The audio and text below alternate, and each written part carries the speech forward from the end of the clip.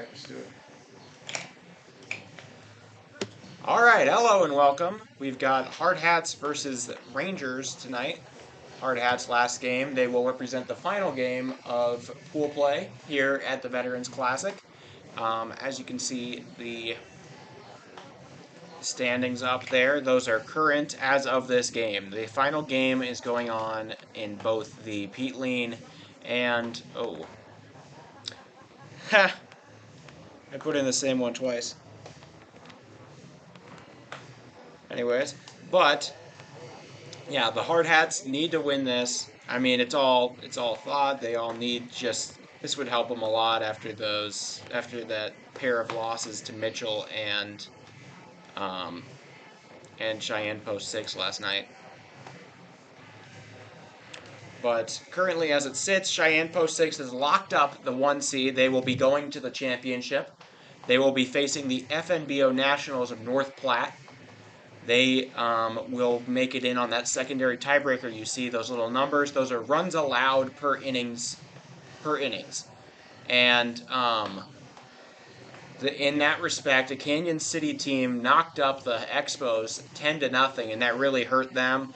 That made it so the Expos number was going to be far higher than North Platte. And so despite the fact the Expos are 4-0, they will not have a chance to fight for the championship. They will get to play against Mitchell Post 18 tomorrow. I believe that will be at Pete Lean, though, because the championship will be here at Fitzgerald, so we will not be broadcasting that, unfortunately. Then Lincoln Southwest, they won 15-0 just a little bit earlier here on Hardhats TV against Westco. They locked themselves into the 3 slot. They will be going up against either Outlaw or Rogue. If the Stars win, the Outlaw Baseball Club from Miles City, Montana, they will be, if that were to happen, then they would have a head-to-head tiebreaker. They would stay in third if the Stars win. If the Rogue team wins, the Rogue team would have to lower their runs allowed average to below 1.04, just 7 points. That's not that much, and they would get the 3 slot instead of the Outlaws. Hardhats looking to be the 2-2 team here. This would push Laramie all the way to the back if they lose this, so they do not want to tonight. And if they can keep it somewhat respectable as well, then they can lower their number and do things like that. So. Well, I have to say, Oliver, you've done an amazing job of keeping all of the fans updated on the developments at both fields at the Veterans Classic, and looking at the picture, certainly all signs point to, well, we know for a fact that we're going to have we're almost virtually certain. I think it is certain that it will be the Cheyenne Post 6 Sixers, 27-4. Playing at Fitzgerald Stadium against First National Bank of Omaha, North Platte Legion 163 team, coming up later on, coming up tomorrow for the title. And we don't know for sure if the game will be played at either 2 o'clock or at 11:30. I'm, just looking at the long distances of the teams, but there's a lot of elements and moving pieces, and I'm sure Wayne Sullivan and the tournament officials will determine the best time, because you want to get all the teams home. But what we do know is that at 4:30 we will have Hardhats baseball, and we will bring you 4 games tomorrow on day 4, appropriately enough, of the Veterans Classic. And this has been a lot of fun all day, bringing everybody baseball. We have pretty much covered just about every single game that's been played here at Fitzgerald Stadium these last couple of days. And what a crowd we have filing in. This looks like maybe the biggest crowd of the season, as people are just pouring down the aisles right now, getting their seats, as the Post 14 Laramie Rangers from Laramie, Wyoming, the home of the University of Wyoming, will be taking on our Post 22 Hardhats. And Post 22 trying to get to 16-9 and trying to get to 500.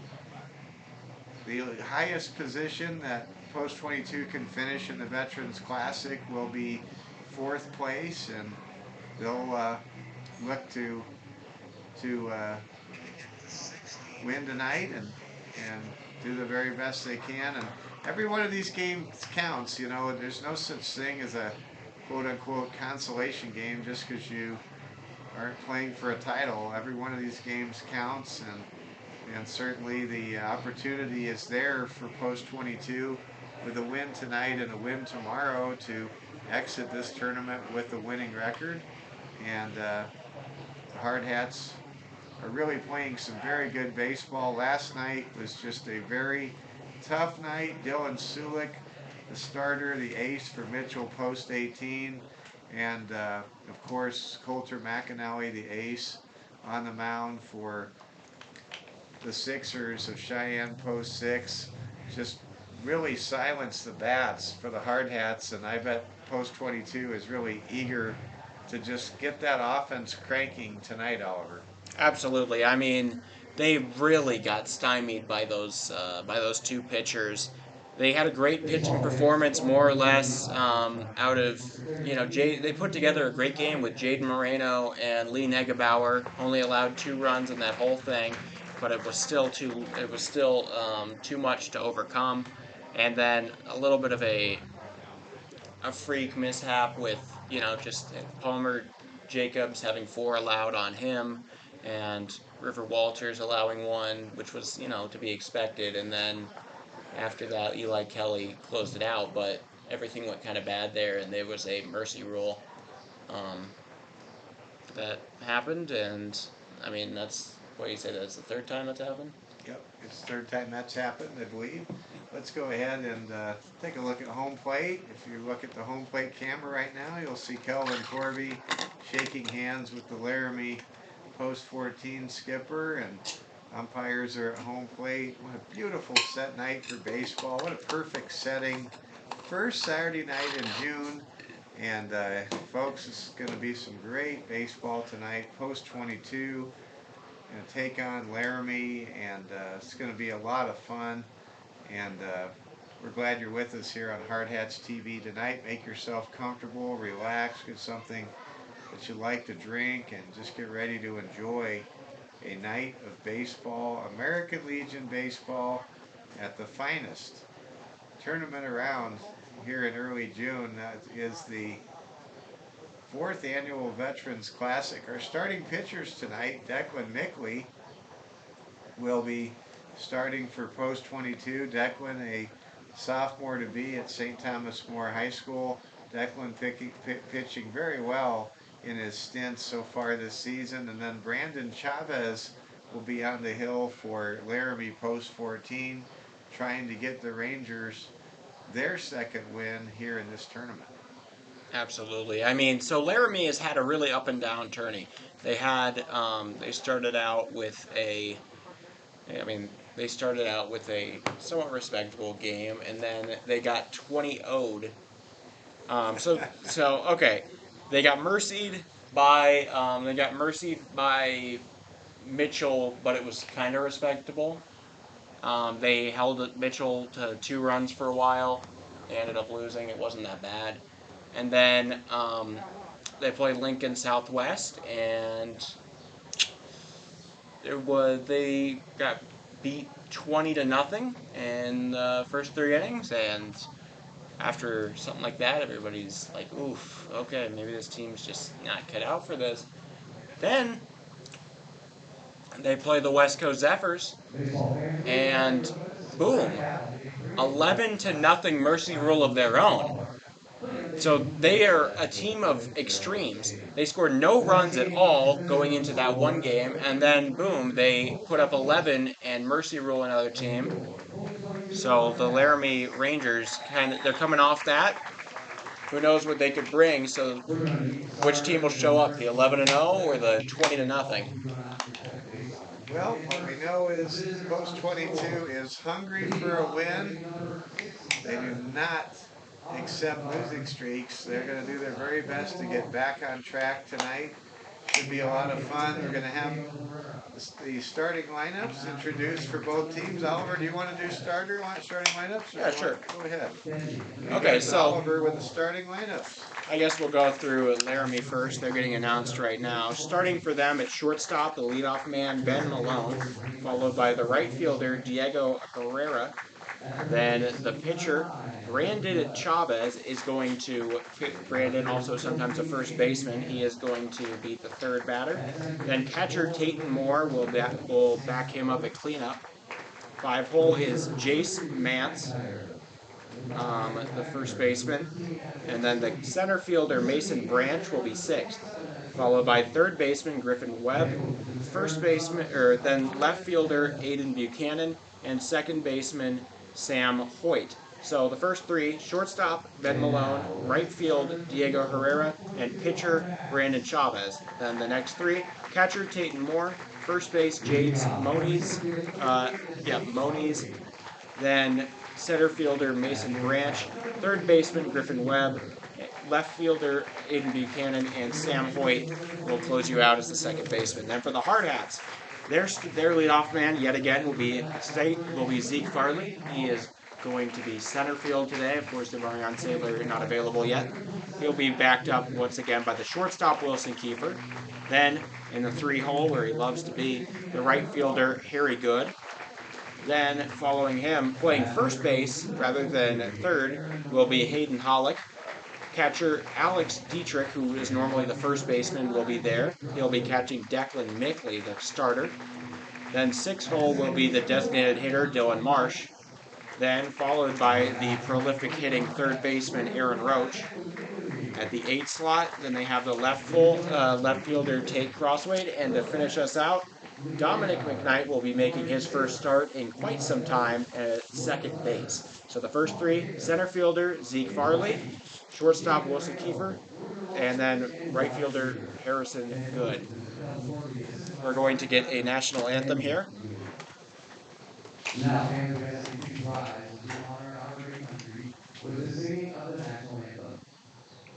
Tonight, the national anthem will be sung by Alexa White.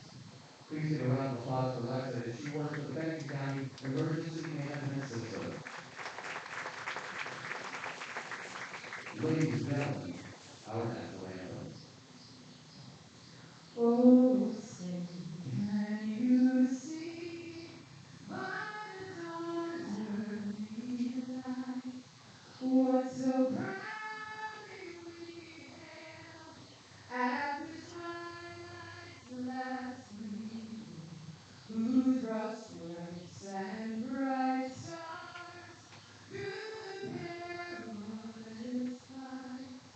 O'er the ramparts we watch, words so gallantly streaming, and the rocket's red guns bursting in air gave proof through the night that our flag was still there.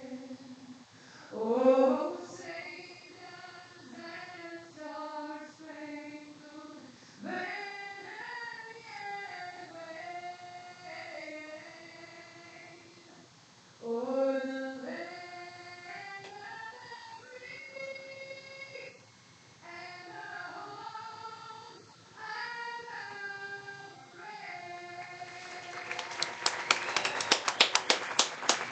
of the brave. All right, so there is your national anthem, beautifully performed. And the Hardhats will be pitching and fielding this first inning. To recap, I did not quite get through the threes for the, I didn't get quite through the threes here, but we've got a ceremonial first pitch. He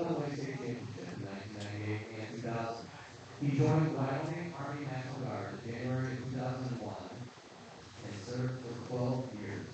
He is an OEF veteran and also is very proud of his units and their works in New Orleans all over Hurricane Katrina. He is now in his 5th season as head coach of the Post 14 Laramie Rangers. He currently works as a youth counselor, and he and his wife Abby have 4 beautiful kids, Zoe, Lucy, Theo, and Mabel Maddie. Catching first pitch will be Brandon Chavez. Coach Lozano is all you.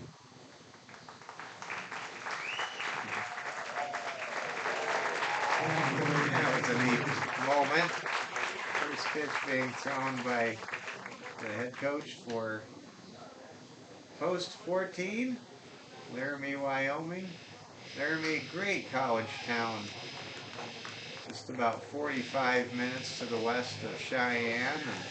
I've been there a number of times, and Oliver, you and I actually were at the press box at War Memorial Stadium a time or two as I was broadcasting some Wyoming high school football championship games in about 10 years or so, and then you and I were on the field when we had field passes when our friend Steve Stannard was the assistant coach to Wyoming current Designated Wyoming. coordinator. He was the defensive coordinator, yeah, for the Wyoming Cowboys. And boy, it sure was great to be on the field at War Memorial Stadium with the Pokes.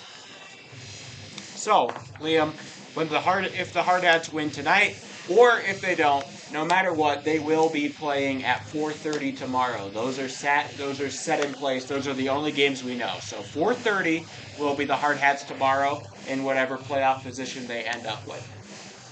All right. So it's looking like fourth. Looking like that. For the Hardhats right now, Declan Mickley going through his warm-up pitches. Great crowd on hand. Happy to have you with us wherever you may be tuning in here on Hardhats TV. My name is Mike Fell. I'll be calling play-by-play on the even-numbered innings. Oliver will have the odd-numbered innings tonight, and we're just happy to be with you. It's going to be a lot of fun. This is game number 5 out of 5 for us. We got things started a little bit before 9 o'clock this morning, and it has really been a great day of baseball, and we're going to do it tomorrow. This is number 13 of the tourney. That's right. This is game 13 of the tournament that we've broadcast on Hardhats TV. And special shout out to Wayne Sullivan, who has made these arrangements possible. And we now send it to Oliver Fell, the voice of Hardhats TV in 2023, with tonight's play-by-play. All right, so we've got Declan Mickley here. He's starting out. The hitter is Ben Malone. Ben Malone with an unorthodox number there, number 67. That is supposed to represent June 7th in order to honor his grandfather. An interesting note there. Okay, 1-1. Mickley gives it across. That'll be a little bit inside. 2-1 now.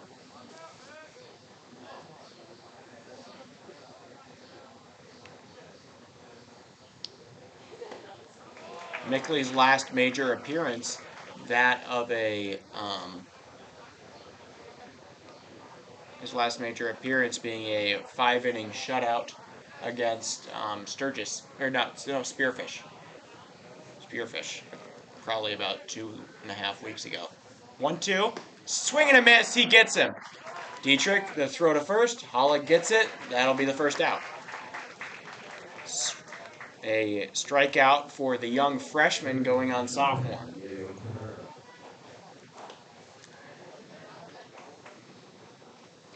Declan Mickley, remarkably efficient for how experienced he is. Absolutely. He's looking like one of the bright shining stars here. We've got some other ones: Jaden Moreno, River Walters, some of those underclassmen of the future. Inside, that'll be ball 1 for Mickley. This here, Diego Herrera.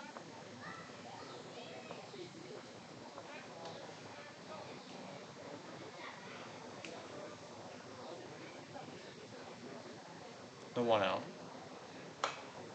Fouled off. This is a very packed stands, I'd say. Maybe only second to the opening ceremony game against Lincoln Southwest.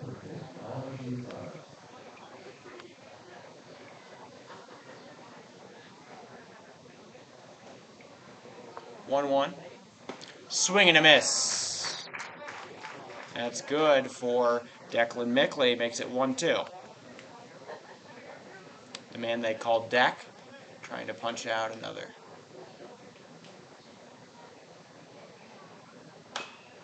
That one swatted at. Mickley gets it. Underhand throw. Gets it in time. Out number 2. That one truly swatted at in the most literal sense. The bat was kind of just flailed at about head level to swat it down. Yeah, usually you don't see a swing through the zone that high. I don't even know. He reached all the way out. It felt like he was almost throwing the bat at it. You just can't get much behind a swing like that. Strike 1. Mickley gives him a first pitch strike right down the middle. The only player I saw that could generate a ton of power with those high-reaching swings was Vladimir Guerrero Sr. Yeah. 0-1. Hit foul down the first base line. 0-2 now. This here, Brandon Chavez, the pitcher and normal first baseman. Also the catcher of the ceremonial first pitch.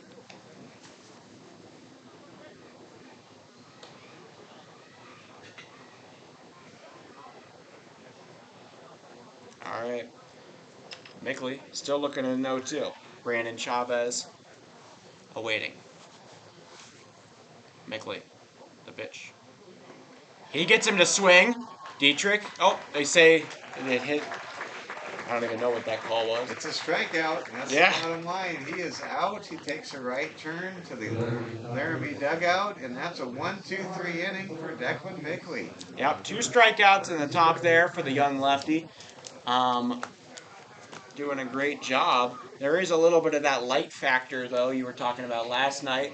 The fact that the ball leaves his hand in the bright light and then goes into the shade for the duration of the throw. You never know. That could be messing up hitters' vision. Yeah, you know, when you have the shade, the shadow factor, it is really interesting. It's hard enough to pick up the ball, especially from a pitcher that, you know, maybe you haven't faced in the past, but what you have with the canopy or the pavilion cover here at Fitzgerald Stadium is at this time of the summer, you really do have a shadow effect going, and right now the shadow covers from about the edge of the pitcher's mound right on towards the catcher at home plate, and there's times where the shadow's a little bit more defined, and some of that has to do with the clouds. You know, we do have some cloudiness, but for the most part, we've got ourselves a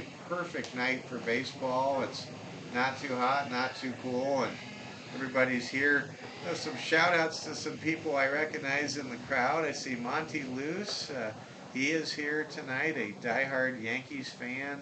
Ooh. I see Jeanette McIntyre. She is here. She was here earlier today. She's got some family relation that's connected to the Mitchell Post-18 team, in addition to being a Hardhats fan. And just great to see so many fans here tonight for Hardhats baseball. Yeah, well, Brandon Chavez is going to try to start things off good for Mitchell. Or not Mitchell, sorry. Laramie. Games are getting to me. Anyways, Laramie gonna get their first shot. Here is Zeke Farley. He takes that one. You're never gonna fool Zeke with a blatant ball. Zeke just with such a professional approach at the plate every time up there. All right, the 1-0 to Farley. Swung on and missed. He tries to get underneath that one and goes a little too under. 1-1. That's the kind of pitch, that cutter action with a little bit of rise, is exactly what worked for Coulter McAnally last night. In the dirt, 2-1. McAnally was able to get 10. Oh, hello? Well, where have we seen that before? I saw it in Huron. Yeah, the throwback to the pitcher, not as routine today as you might expect. Most of you have not seen it or did not watch. Huron against Mitchell, there was a throwback to the pitcher that got away and scored an extra run to put it into Mercy Rule territory. It was a very big run, and it was a very big gap. So, yeah. They did it one more time for Wesco, but nobody was on. Fouled. Full count. A full count here to Farley. He loves these. He lives in the full count. He's ready to take a walk or get a hit. More likely to walk. Chavez, the payoff pitch. Swing and a miss! He gets him. Strikeout number 1. Chavez retires the first man. That was impressive right there. Great pitch from Brandon Chavez, and Chavez serves notice in the first battle of the evening with the Hardhats that he is here to deal. Well, Chavez now up against Wilson Kiefer. He's been moved up in the lineup and has thrived up here. He's normally the 9-hole hitter. He's been hitting second for the last 3 games and has done a pretty good job. This is usually Sailor's slot, but he is injured. 0-1 to Kiefer. Fouled. You'll have to see Kiefer. Kiefer, one of the more unheralded players on this team, and I don't really see why. So Kiefer, probably one of the best defensive players on this Hard Hat team at shortstop, and then he's a great hitter for average with his bat.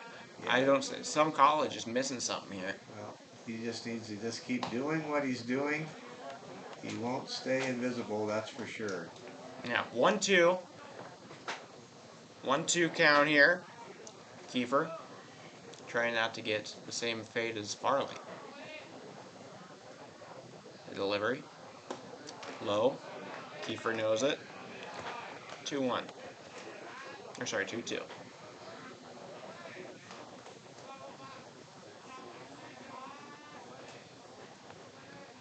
First clouds of the day I've ever seen is up here now. Reaching in.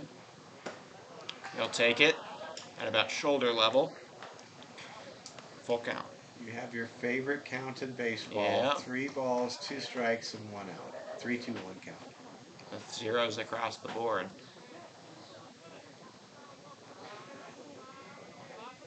Kiefer. He'll take it. He works an 0-2 into a 4-2 and gets the walk. Nice, well-deserved round of applause there for Wilson Kiefer. And now the Hardhats are in business with Harry Good coming to the plate.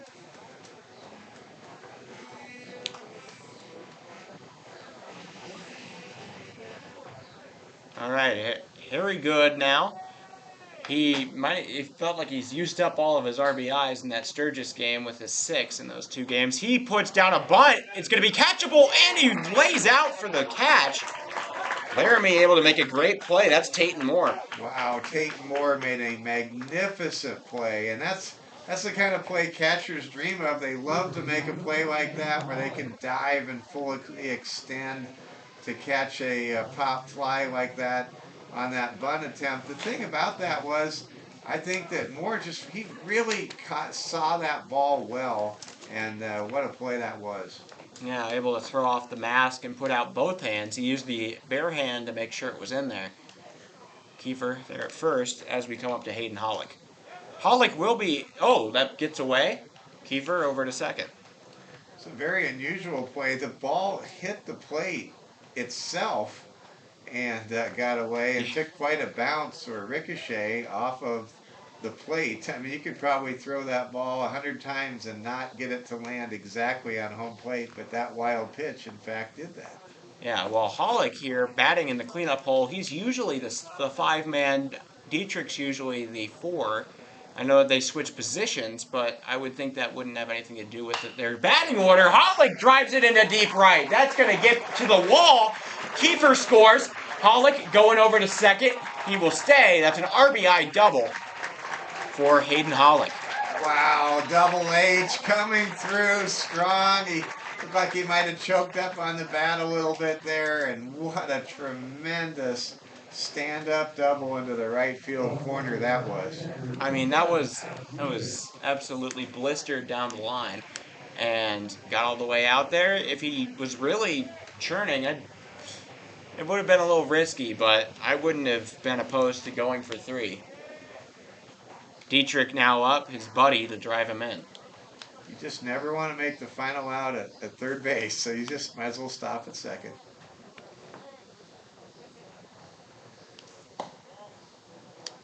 Ball 1, taken outside. It's just one of those ageless rules of the game. No, don't make the third out at third base. Is that a defensive rule or like a? It's just a rule. It's baseball. It's like the code. I called a strike right up against the belt buckle of Alex Dietrich. And I'll make it 1-1. Dietrich known. I mean, he's a plate crowder. Not too shocking that the one there was caught the inside of the plate. 1-1. He'll take one low. 2-1 now.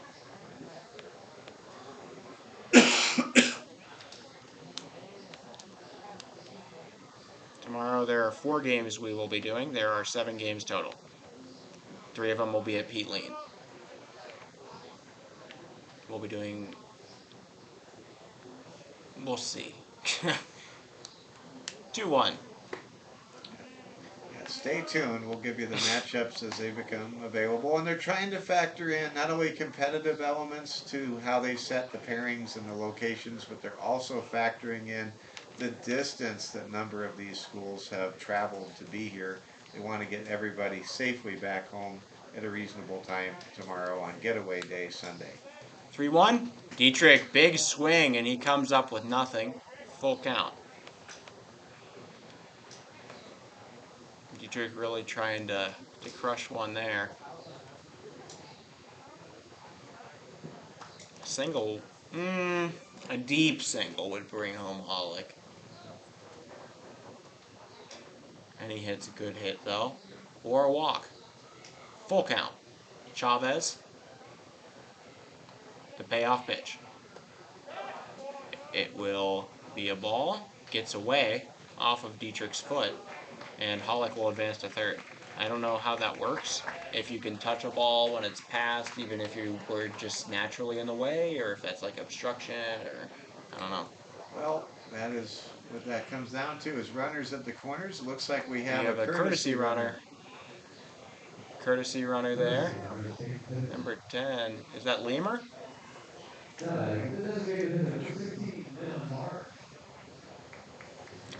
Dylan Marsh coming up. I think that's Willis Lemur.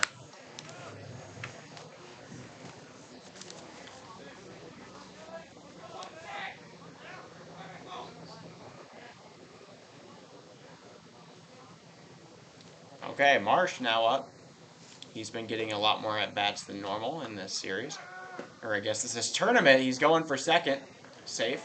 It's actually Peyton Tipton. That's right. Yeah, Peyton Tipton is the courtesy runner. Well, now he makes he a is steal. at second base. He's doing what he was asked to do by Coach Torby. Steal a bag and move into scoring position here in this 1-0 ball game. All right. 1-0. Strike called on Marsh.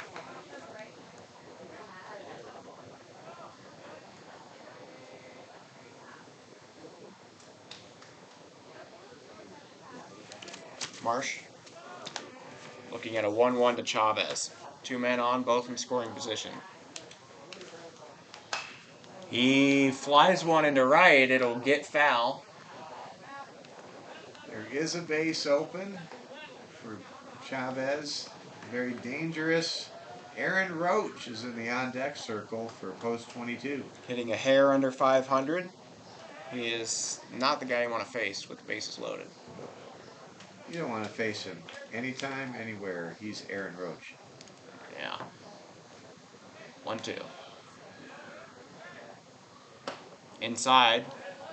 That one nearly grazed March. I think I saw a little bit of wind pass on his jersey there. 2-2. Chavez stretching himself out a little.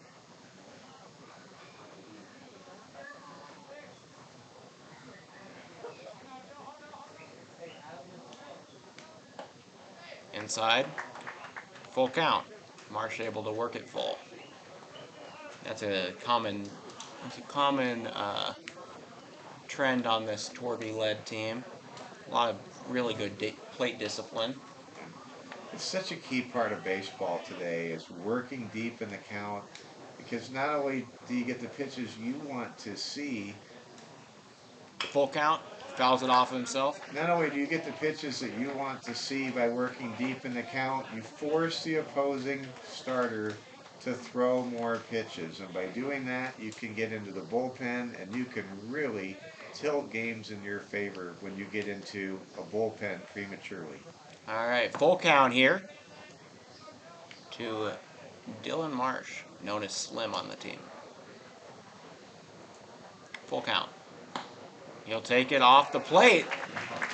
Bases run full for Roach. Well, we've seen one grand slam already today. Hey. Coulter McAnally hit a grand slam over the Liberty Superstore's sign in far left. And let's see if St. Thomas More Cavalier Aaron Roach can be the second. We don't need to hit a grand slam right here. Pump the brakes. We don't need a grand slam. Well, Aaron Roach can get a 2-run or a bases clearing triple here, and I'll take it. I'm an optimist. He also hasn't gotten a homer this year. He's due. I haven't seen him get particularly close either, but anyways, I mean, if you're going to call your shot, go for it, I guess. I didn't call a shot. I just said he could do it. That seems like calling a shot. 0-1. Roach fouls one off, 0-2. Joe Namath saying a Super Bowl victory is guaranteed is calling a shot. Babe Ruth pointing out to the outfield, waiting for the pitch, is calling your shot. There you go. Saying Aaron Roach, we haven't had a grand slam yet. It's his turn. That's not calling a shot. It's just believing in Aaron Roach. All right. Believe in Aaron Roach as he calls time. Chavez trying to keep his composure out there. 0-2 to Roach. Like I said, Roach was batting 500. I believe he's one. If he gets a hit here, he will be 500. A bird has flown onto the field. It's coming for Chavez.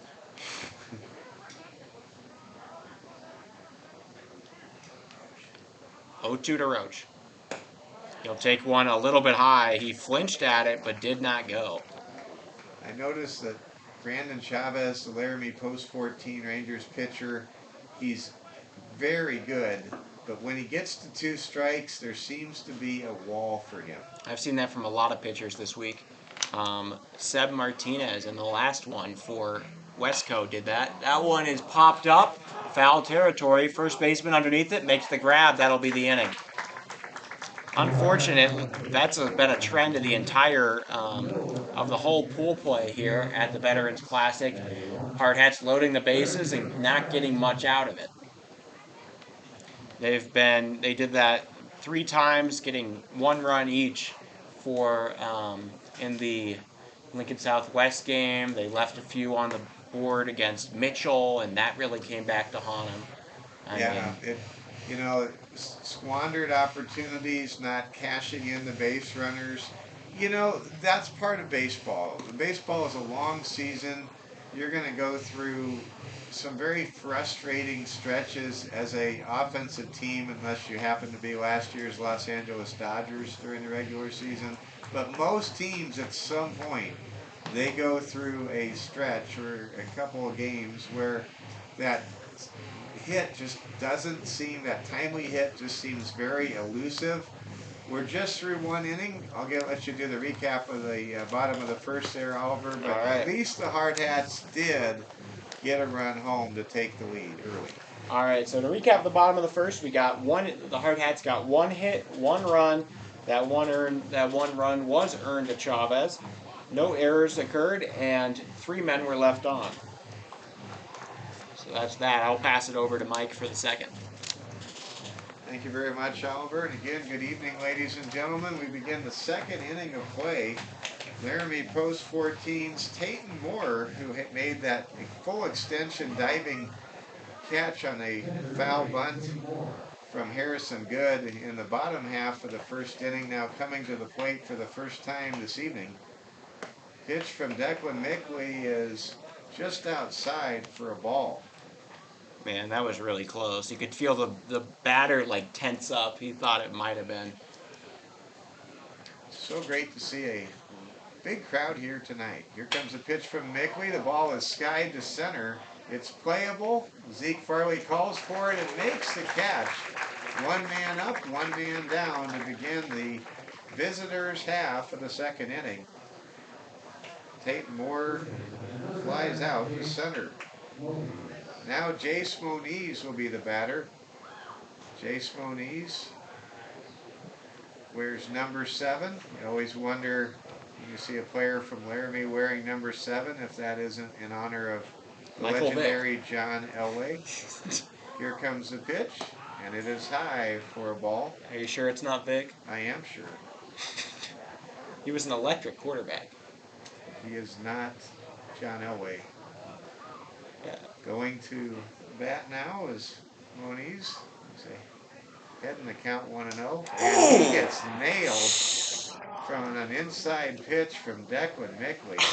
And we have seen so many hitters get plunked, but never with such a I could hear that sound coming from the body of the hitter. But Moniz quickly jogs his way to first, and that will be the first base runner of the game through an unusual means of transport. Jace Moniz is at first base with 1 out, with Mason Branch now the hitter. Mason, a center fielder, a tall center fielder. Looks like he has the blonde hair, and he is waiting for the pitch from Declan Mickley. Throw back to first is handled just barely by the first baseman, Alex Dietrich. I got thrown off. There's some kids playing some baseball down the line, and I saw a ball go flying, and it was just some youngsters throwing a ball around. No balls, no strikes. First pitch is over for a strike to Mason Branch. Mason Branch trying to advance the runner here or do some even greater damage. Here comes the 0-1 pitch from Declan Mickley. It's outside for ball 1. Yeah, I wanted to say something about that hit by pitch. I mean, if I were to liken it to anything, I don't know. You probably picked it up on the camera, but I would say maybe tenderizing a sirloin, something like that, a really hard, meaty hit. Okay, I wasn't going to go in the direction of that, but I got you. Here comes the pitch. The fake bunt. Away. And that's right, Mason Branch showed bunt, and he fouls it back over the canopy here. We are at Fitzgerald Stadium, Rapid City, South Dakota. This is the nightcap. Game 5 of 5 games today. The final game of pool play in the Fitzgerald Stadium pool of the 4th Annual Veterans Classic. There's a swing and a miss, strike 3, and that will retire Mason Branch, and that is the 3rd strikeout for Declan Mickley through an inning and 2/3 of baseball. And now Griffin Webb will come to the bat. Griffin, the 3rd baseman,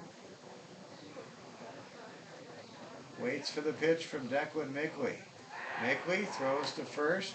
Mickley, being a left-handed pitcher, of course, has a bird's eye view of the activity around the first base bag. And boy, left-handers, they can really catch runners, not only by what they see, but by just a flick of the arm sometimes. There's a pitch, and that is going to be outside for we called it straight right. They're going to call it a strike. Yeah. That ball made its way into the strike zone in a way that I did not witness. At least that's what I was thinking. I saw. Here comes the 0-1 pitch from Mickley. Runner leading off of first for Laramie post 14. Ball is fouled away into the stands. Now, Declan Mickley is just a strike away from putting yet another 0 on the scoreboard here with 1 on and 2 outs. The left-hander looks to first, now looks home. He winds and fires, and that pitch is high for a ball. And that moves the count to 1 ball and 2 strikes to Griffin Webb. On deck for Laramie post 14 is left fielder Hayden Buchanan. Griffin Webb waits for the 1-2 offering from Mickley, and he fouls the ball back to where all the children will chase the foul ball. It's over it bounced off the canopy onto the... Man, it went from one building to the next, the one rooftop to the next, and the count remains 1 ball and 2 strikes with Jace Moniz dancing in front of the first base bag. Here comes the pitch from Mickley. It's high for ball 2. Mickley knows where he's putting it. It's just not fooling anybody.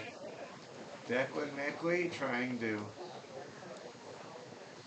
complete the first 2 innings without giving up a base hit.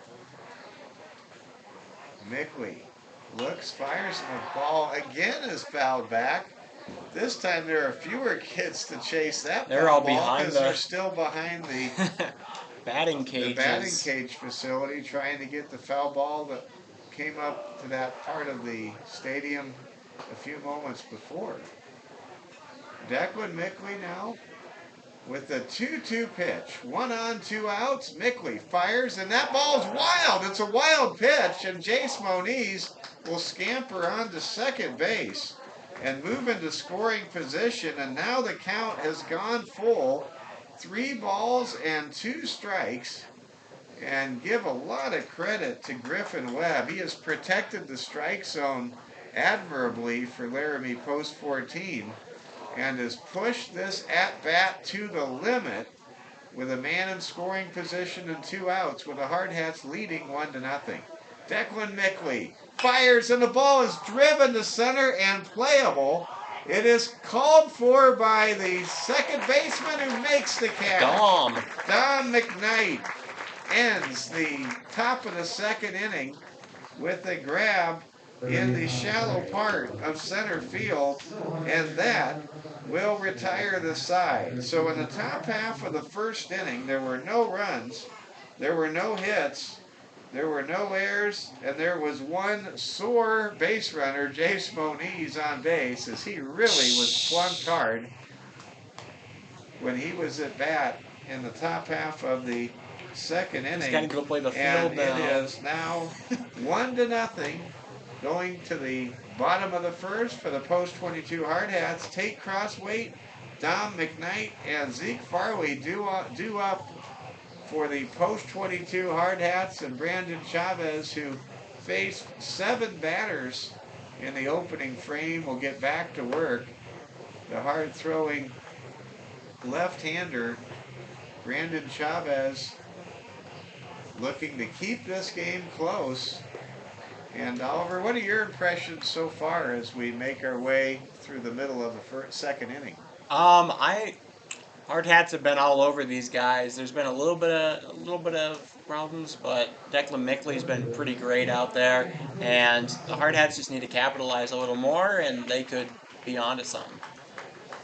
I'm going to give a shout out to our radio buddies next to us, Dean and Jerome. They are calling the game on Fox Sports Rapid City. Don't go anywhere. Want to say hi to Cade. Cade's in the booth. He keeps score, and he's Jerome Wickersham's son, and it's good to see youngsters around the ballpark kind of learning how it works. There's a swing and a miss on the first pitch to Tate Crossweight. Tate's had a pretty good tournament so far. He has. Tate, the left-handed hitter against the left-handed pitcher, drives the ball through the hole between the third baseman and the shortstop, and that's a base hit to lead off the bottom of the second inning for the post 22 Hardhats, who are 15-9 this season, 1-2 in Veterans Classic play, pool play. Hardhats, if they can get the win, they can get back up to a season best 8 games above 500. 7 games above 500. There's a bunt attempt that will be strike 1. Dominic McKnight. I always have a story about Dominic McKnight. I went up to Billings to broadcast the games early in the season. It was Dominic McKnight who helped carry all the equipment from the bus. He didn't have to do that. He just did that. What a fine young gentleman Dom McKnight is. Here comes the pitch. McKnight lays down a bunt. It's a perfect bunt. He might even beat the throw to first, and he does. Dominic McKnight puts down a magnificent bunt and reaches base, and now there are 2 on with no outs. Dominic McKnight, what an amazing bunt. There's such a thing as a bunt, and then there's a bunt in all caps. And that's what we just saw right there. I mean, That ball was as dead as a doornail, about 10 feet in front of home plate. Well, Mercy. I saw what he did there. So the thing was, he put his hand on the back of the aluminum, and so he stopped the vibrations as it went and pushed his hand into it. And it worked out. It stopped everything, all the pop, and it worked. Zeke Farley now up to bat. Zeke, the leadoff hitter for Coach Kelvin Torby's Hardhats, was a strikeout victim his first time up. This time he's up there with two men on the base paths and nobody out. Brandon Chavez first pitch is a ball. Let's see how Brandon Chavez does with the second time through the order. There's a pitch and it's over for a strike. Count is 1-1. Chavez looking pretty good so far, but that's how a lot of these Laramie starters start, and then they seem to fall apart around the end. You get the feeling that Laramie Post 14 may have saved their best starter for this game. Here comes the pitch. Ball is hit hard, and it is just foul beyond the first base bag, and that moves the count to 1-2 strikes. Zeke Farley almost cleared the bases, perhaps, with a slasher down the right field line. Zeke Farley digs in. Brandon Chavez gets the sign. Chavez looks back to second base and now steps off the rubber. Perhaps a little distracted by the base running activity with Tate Crossway leading off the second base bag just a little bit. Here comes a pitch, and the ball is hit down the right field gap. And that will load the bases for Post 22. What a great hit for Zeke Farley, who is now 1 for 2 tonight, and 3 consecutive singles, loads the bases and moves the line along. And here comes Wilson Kiefer with the bases filled with Hardhats, and Post 22 leading 1-0. They put a score on the board that I don't think happened. No. Yeah, it's 1-0. Tate Crossway slipped at third. Yeah. So they need to subtract the score from the Post 22 Hardhats scoreboard. It's a prophecy. Let's hope there's more than that's true. one run on there in a moment. But I'm not too confident given what's happened this Here turn. comes Wilson Kiefer. Wilson Kiefer waiting for the pitch from Brandon Chavez. The 0-1 pitch is low, and the count moves to 1-1 strike. Post 22 leading 1-0. The fans in attendance being told it's 2-0. It's not 2-0. They're on their 5th game too, man. I think that's a good way to put it. Brandon Chavez kicks and fires, and that's a swing and a miss. Wilson Kiefer got out in front of that off-speed offering, and now the count moves to 1-2 strikes. Kiefer trying to match Coulter McAnally with a grand slam in today's Veterans Classic action at Fitzgerald Stadium. Bases are full of Hardhats. Chavez taking his time, finally fires, and the ball is hit towards a possible double play. Shuffle pass goes to second base. That'll score a run. Now it's correct. And oh, no, it isn't. no, what are they it's not. doing? They haven't corrected their error as a scoreboard operator. Oh, Tate they're starting to do things. Has crossed the plate.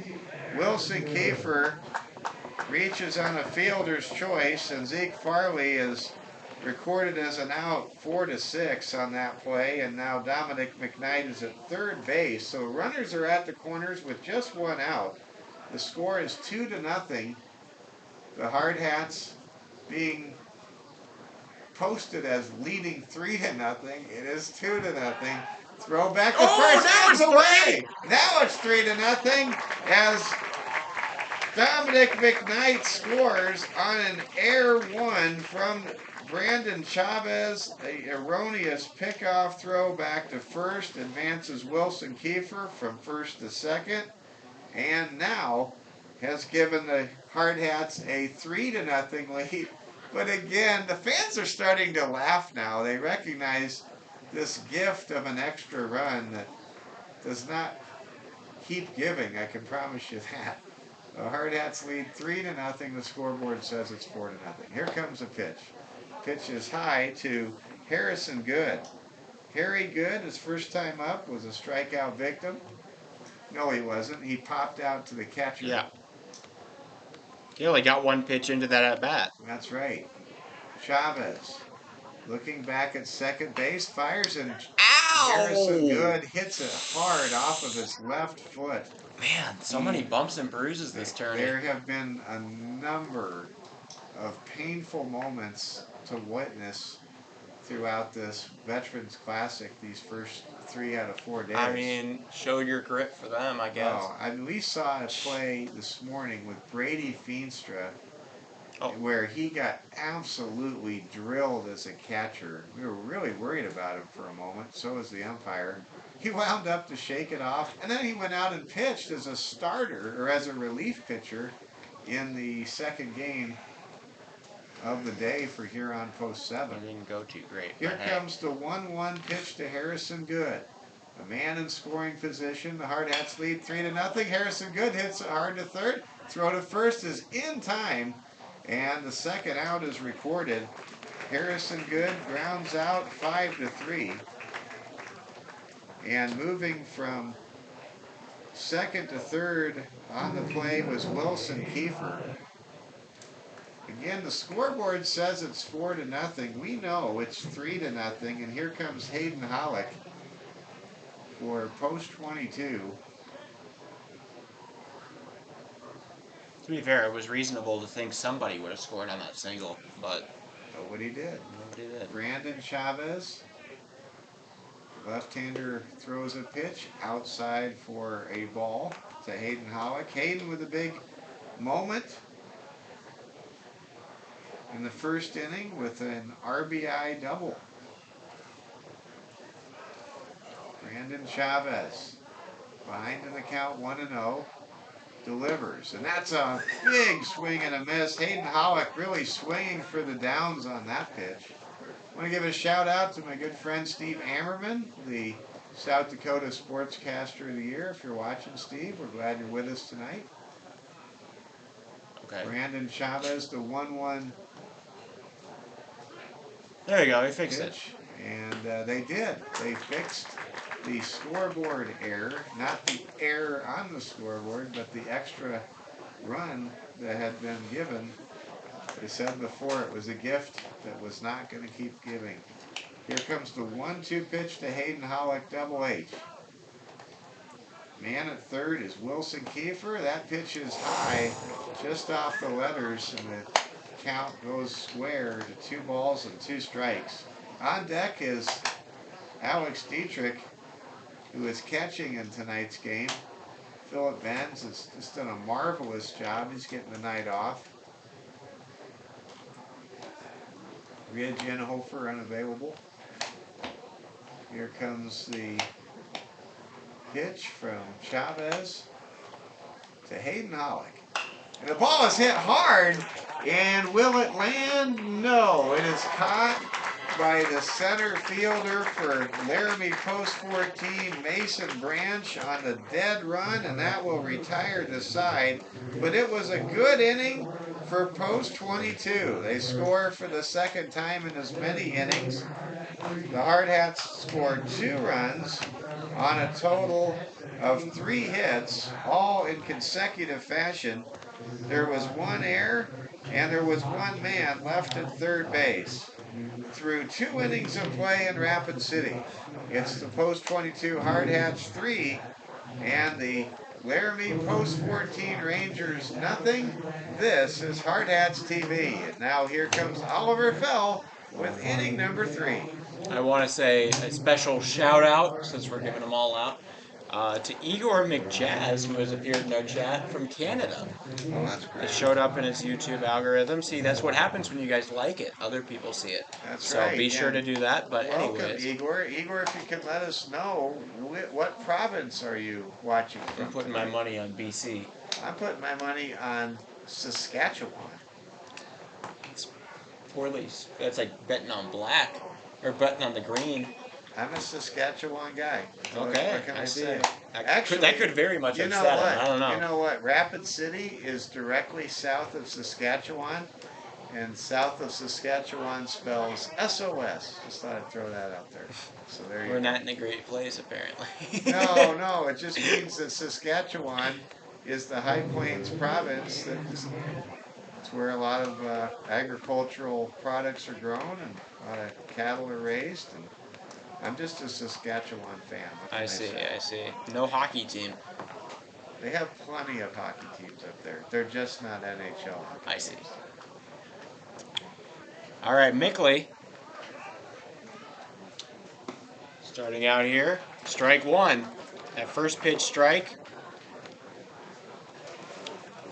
Pretty good. So we've got Aiden Buchanan up for the first time here, the left fielder. Northern Ontario. Well, nice to meet you, Igor. I bet Igor is. You'll probably want to be in a few more I bet movies. Igor is a Toronto Blue Jays fan. The Blue Jays are in Ontario. I think a lot of Canadians are Blue Jays fans. That's a good point. It's the only team there. Another strike there. Mickley makes it 1-2. Hey, Igor. Glad to see you. We have 4 more games tomorrow if you want to stop by again. Give us a subscription. But otherwise, here we go. 1-2. Mickley to Buchanan. That one off the plate again. Apparently you can do it. You said 1 in 8,000 you couldn't do it? You can. So 2-2.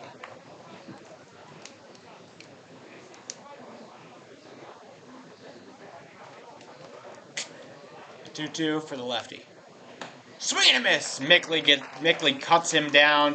That's going to be a strikeout and out number 1.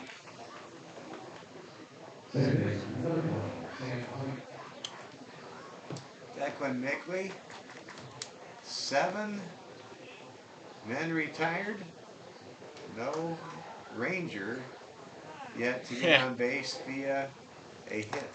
We do have confirmation. Igor is a Blue Jays fan. Good.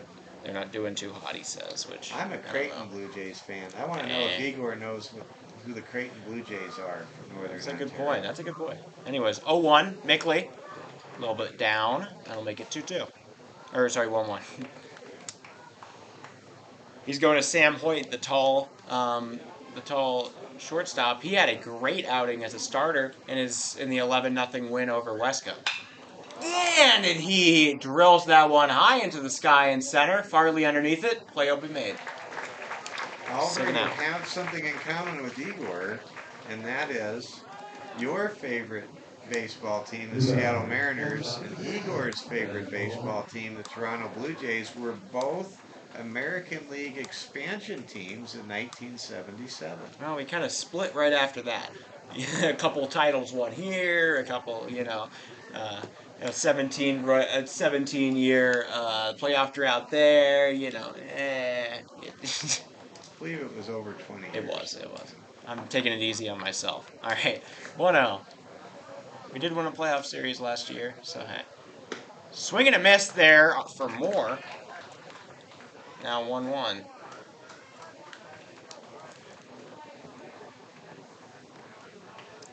Or sorry, not Moore, Malone. I was getting him confused with, I believe that was the Huron guy.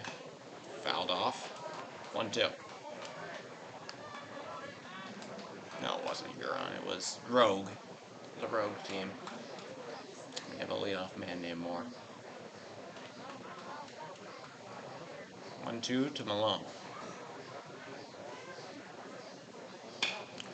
Stretched on and hit into left. Crosswaite's got it.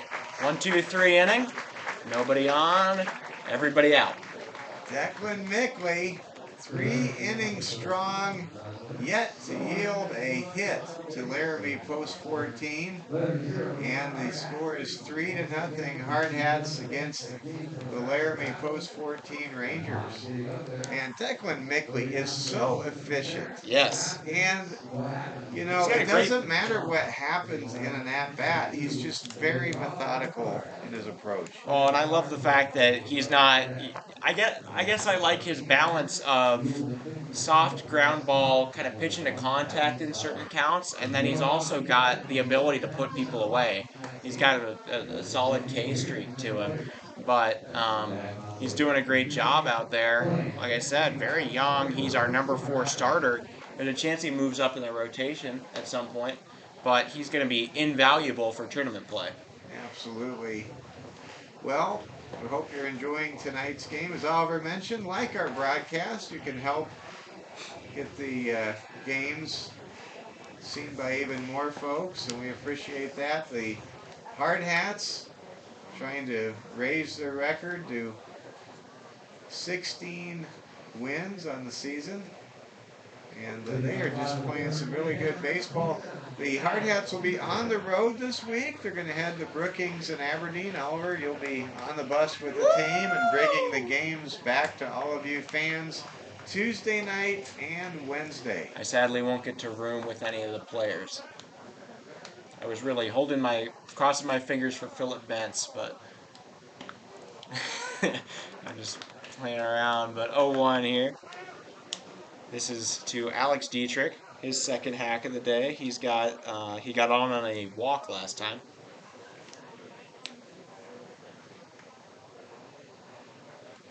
Oh, 1 to Dietrich.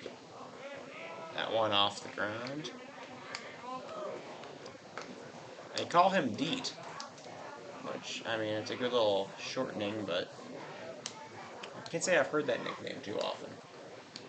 I got a kick out of Logan Leondecker's name. Logue. And everybody called him Logue for here on Post 7. That one is crushed into center. The center fielder able to make the play. Man, if he wasn't standing right there, it would have been a good little double. I was impressed with the play right there because Mason Branch in center field for Laramie Post 14 had the sun directly in his eyes, and he caught that ball without sunglasses or anything. It's well done by Mason Branch, the center fielder, who's made a number of very smooth plays and covered a lot of ground, as we've already witnessed tonight. Absolutely. Here comes Dylan Marsh, the DH. Marsh got a pretty big hit in last night's game against Mitchell.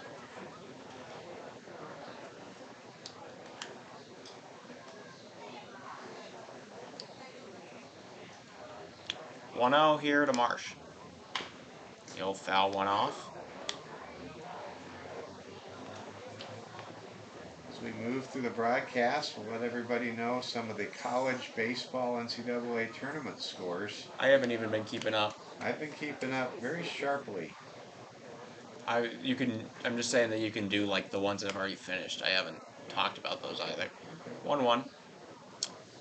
Marsh, ooh, he sees a nice one right at his, a little high in the zone, but right down the middle, and he hesitates and doesn't go for it. That'll make it 1-2.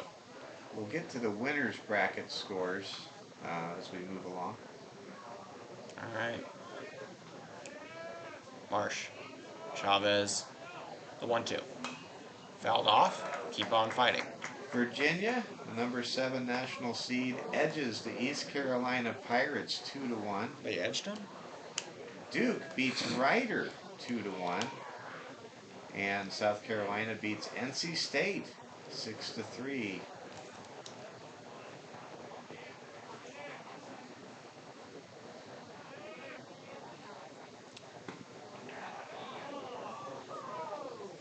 Did they call a strikeout? Did they not? They did not. The umpire almost did. Larry Bird's alma mater and Eddie Bird's alma mater, Indiana State, defeated Iowa today at the Terre Haute Is Eddie his Regional, brother? 7-4. Who's He is his Eddie? kid brother. Oh, okay. I guess. Indiana beat Kentucky in an upset today, 2-2. Marshall take it high. 5-3. And Texas Tech knocked off number 2 national seed Florida 5-4 in a good one. Yeah. And there's that Campbell game. They came down from 5-0. Full count. 3-2-1. Favorite count. Here we go to Marsh. He will ground one over to the shortstop. The throw on target. That'll be out number 2. Laramie showing some real resilience here against these Hardhats. Well, and you just sense finally that A very good pitcher, Mr. Chavez, is getting into a groove of sorts for the Laramie Post 14 Rangers. Well, he's going to get a test of how good that groove is as he goes up against Aaron Roach, playing a little bit of Thunderstruck as his walk-up. I don't think that was Thunderstruck. No, I'm pretty sure. I feel good. You could Shazam it. We'll get a copyright claim after this anyways because it was on the broadcast. Okay. We'll find out then. It blocks our videos in Russia. I just get a kick out of Philip Benz's walk-up music, which is Better Man by Clint Black. And the big question is, how does he know that song? Almost certainly a dad. That's a swing and a miss for Roach.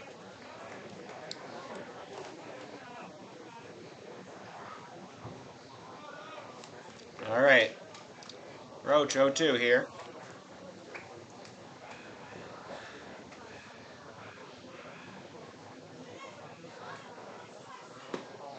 He'll take one a little bit inside. 1-2. Roach hypes himself up he does a first plate appearance, he remembers that he can do it, and he does it all the time, and then all of a sudden it's not so scary. 1-2. Fouls another one off. I believe that's our 5th pitch so far.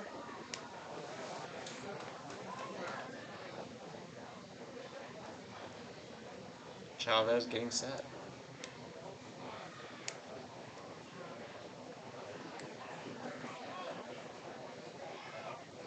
One, two. On the ground, that'll make it 2-2. Chavez trying to put some sort of breaking ball there, but didn't quite get it all the way to home. All right. The 2-2 count to Roach. He's overdue for something statistically. If he missed one, he's going to hit the other. Another foul ball. Bouncing around, we got some kids going after it. They really are like a dog in fetch. Oh. See, the thing about this camera angle with the behind the plate, I know you can see things better. You can't see the dinosaur anymore. Swung on, hit to third, handled, and that'll be an out. That was a good little play there from the third baseman, able to get out and reach for it. Griffin Webb, I believe he's going to a JUCO next year. Well, that was a very good piece of pitching by Brandon Chavez. Absolutely. Well, as you know, 0 hits, 0 runs, 0 earned runs, 0 errors, nobody left on base.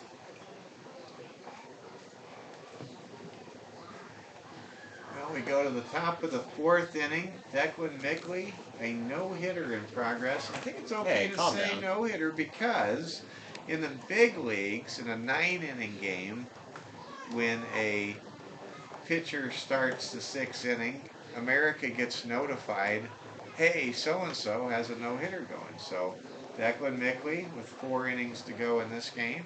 There you go. Declan Mickley working on a no-no. He has not faced the minimum. He did hit Jace Moniz very hard back in the 2nd inning. Okay.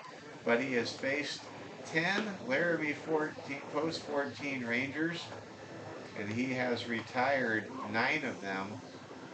And again, the Hardhats leading 3-0. Declan Mickley in front of a large crowd here at the Veterans Classic on a Saturday night, day 3 of the Veterans Classic, pitching to the moment. And he just goes ahead and gets some encouragement there from his third baseman, Aaron Roach, and those two Cavaliers have a moment together, Aaron Roach and Declan Mickley, and here we go. Declan Mickley sizes up the leadoff man here in the 4th inning, Diego Herrera, and his first pitch is over for a strike. Good little catch there from Dietrich. I mean, foul tips are something hard to predict. He got a piece of it and bobbled it in his glove before the catch. Here comes Mickley's pitch, and it's inside for a ball. I don't know how to bless you or what I'm doing, you know. It's just a cough. Okay, all right. Stay unblessed. Doesn't need any attention. Pitch is low for a ball. Count is 2 balls and 1 strike. Diego Herrera grounded out his first time up. Declan Mickley gets the sign, throws a pitch, and that's a wild one back to the screen, and the count now moves to 3-1. Nobody on, but that's still not a good sign. Declan Mickley pitching a no-hitter through 3 innings to begin the 4th. Let's see what Declan does next. Declan's pitch is high, and that's going to be a leadoff walk issued to Diego Herrera. And now Brandon Chavez with a chance to help his own cause as the starter for Laramie post 14. Comes out to face Declan Mickley. This will be left-hander against left-hander. Brandon Chavez, a strikeout victim his first time up. There's a throw back to first, and that was an awkward moment as the first baseman for post 22, Hayden Holland, just kind of fell on top of Diego Herrera, but somehow was able to stop the ball. We are suddenly starting to see some activity in the Hardhats bullpen, believe it or not. Is that Eli? I believe it is Eli Kelly. Ball is drilled down to the second baseman. Dom McKnight makes an easy toss over to Hayden Holland to record out number 1. So now catcher Tatum Moore will come to the bat. Diego Herrera on that play slides from first down to second. The double play is not in effect for post 22. Declan Mickley retires. It's 10 outs and yet to give up a hit. Pitching magnificent. We think Eli Kelly is about to work in the bullpen. Here comes the first pitch to Tatum Moore. That's high, and a nice play made right there by Alex Dietrich behind the plate. Don't know if I've seen Dietrich play catcher. Have you, Oliver? He this played. season? Yeah, he played. Okay. He played. He hasn't while Ridge has been available, but he did against Sturgis in game 2. Okay. It's great to have what you call interchangeable parts. Ordinarily, Alex Dietrich plays first base, or he's a designated hitter. Well, ball is fouled back well, here's the to the thing. screen, and the count's now 1-1. Go ahead. Here's the thing. Dietrich has been playing catcher for 2 years before this. He was recruited as a catcher. Most of his recruiting profiles have him as a catcher. Only recently has he switched to primarily first base. All right. 1 ball, 1 strike. Man on base, second, with 1 out. Declan Mickley with the 1-1 pitch. That pitch is high. Count now 2-1. Declan Mickley pitching very efficiently. It seems as though he's been going to his fastball a little bit more as this game goes along. Declan Mickley just firing a masterpiece. He has a no-hitter through 3 1/3 innings. Mickley looks back to second base, checks the base runner, now fires. Ball is swatted deep towards left field, and the ball is caught for out number 2. Making the grab is Tate Crossway, and now Tate Moore is retired for the second time on an outfield fly this evening. And here comes Jace Moniz. Moniz was hit very hard by a pitch by Declan Mickley back in inning number 2. Jace Moniz trying to drive home his teammate Diego Herrera from second base.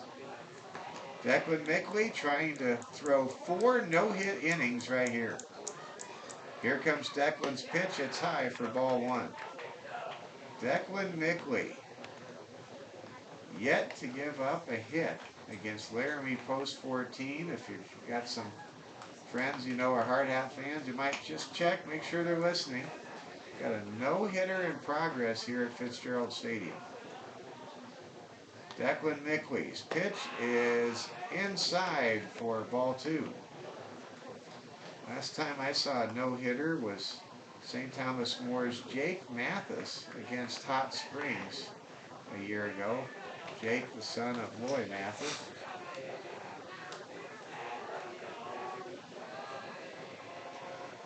Declan Mickley's pitch is high and inside for ball 3. He's getting a little heckling here from the Laramie bench here. And the answer to that is scoreboard. The Hardhats lead 3-0 over Laramie post 14. It seems to be getting to him to an extent, though. I don't think so. Okay. It takes a lot to get to Declan Mickley. Mickley's pitch is over for a strike. Jace Moniz taking all the way right there. Hardhats leading 3-0 here in Game 4 of the Hardhats pool play action here at the Veterans Classic. There's a swing and a miss, strike 2 by Jace Moniz. And listen to this crowd. The count goes full. Declan Mickley trying to throw 4 no-hit innings right here with a full count and 2 out. Off with a pitch will be Jace Moniz at second base. Here comes the 3-2 pitch. And it's low for ball 4. And the no-hitter continues, but now there are 2 men on. And the tying run comes to the place. Tying run comes to the plate, and Mason Branch, who was a strikeout victim earlier in this ball game, and now Ryan Clapperidge is going to come out. Coach Clapp going to talk to Declan Mickley. Declan Mickley, who will be a sophomore at STM next year. To my knowledge, he does not play any other sports. Declan Mickley, not the only Declan at St. Thomas More, is a good athlete. There's Declan Duffy, who will be a junior next year for head coach Dave Hollenbeck's St. Thomas More Must have been Cavalier basketball team. Must have been a big year, little part of the decade for the name Declan. There's a pitch outside for a ball. Declan, I believe, in Gaelic or Irish name. I don't know, maybe. Pretty sure of it. Okay. Here comes the 1-0 pitch to Mason Branch. 2 on and 2 out. That's a swing and a miss. Count now evens at 1-1.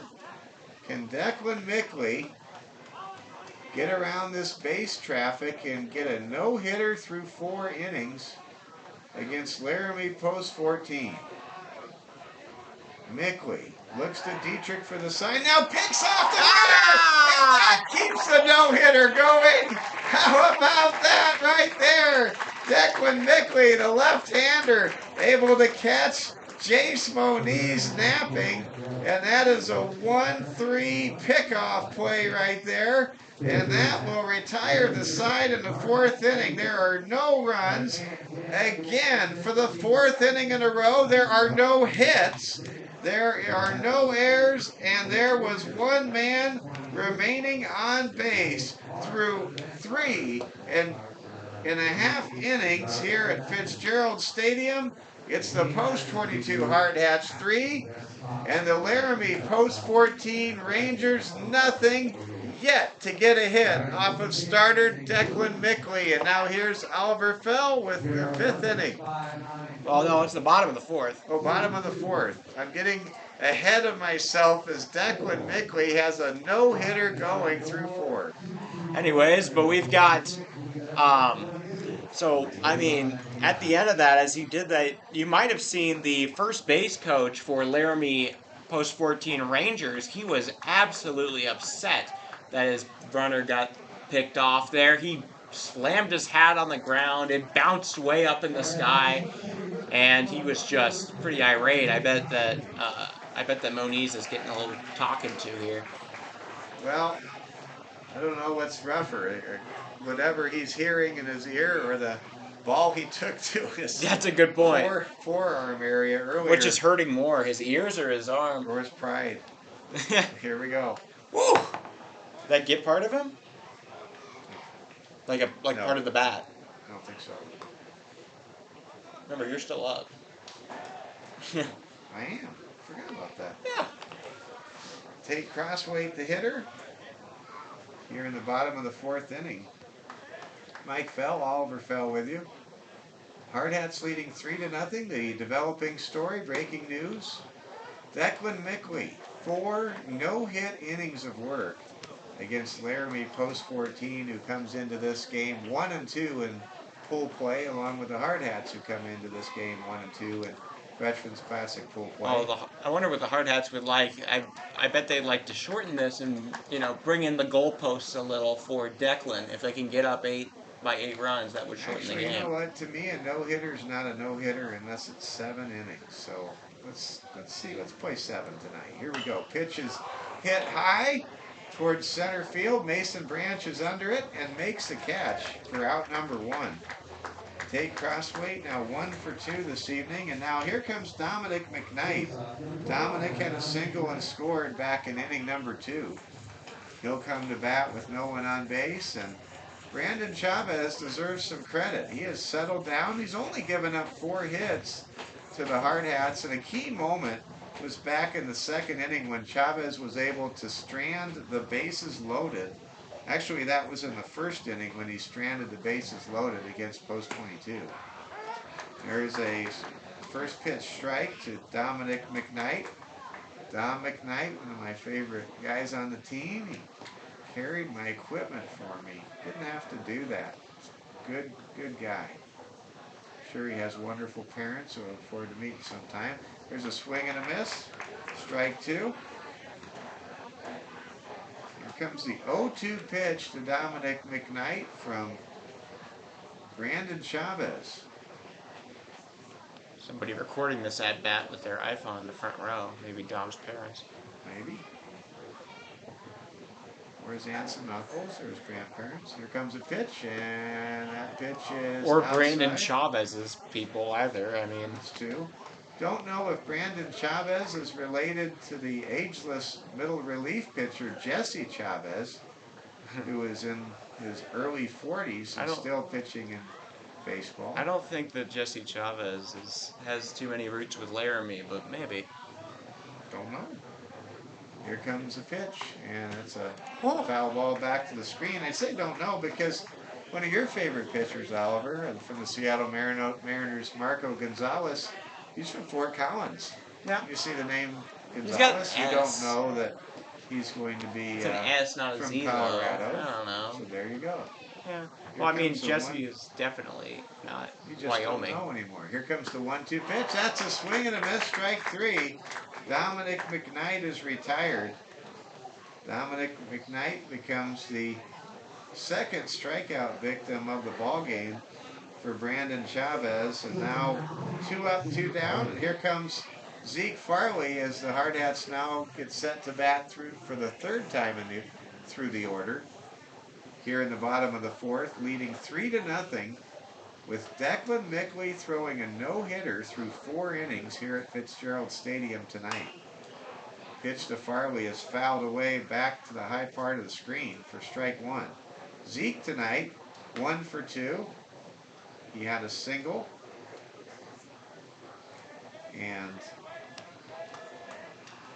he was a strikeout victim to begin the bottom half of the 1st inning for post 22. Here comes the pitch. Ball is hit towards the second baseman. It's handled on a hop. Throw to first is in time. And that's the first 1-2-3 inning of the game for Brandon Chavez. There were no runs, no hits, no errors, no one left on base. And through 4 innings of play here in Rapid City, it's post 22-3, Laramie post 14 nothing. And I'll send it over to Oliver Fell, the voice of Hardhats TV, for inning number 5 as Declan McKnight apparently has been substituted for now by Eli Kelly, the new pitcher.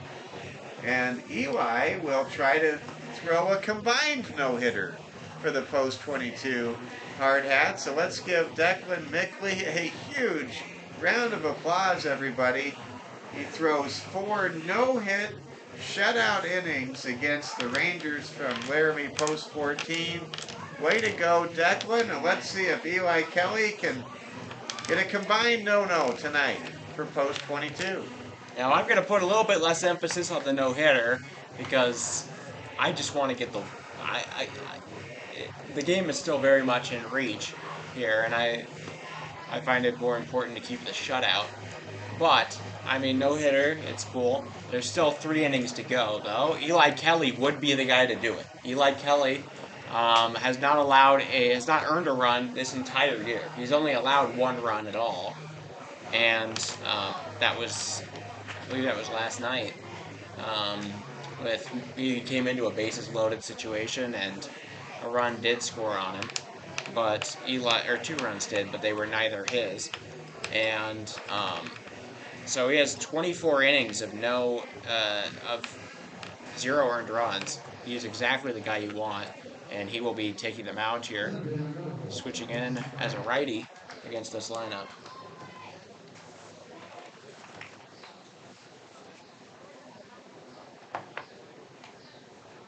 Okay. Wilson Kiefer. Or sorry, I'm way off. Anyways, that's a high pitch. Okay.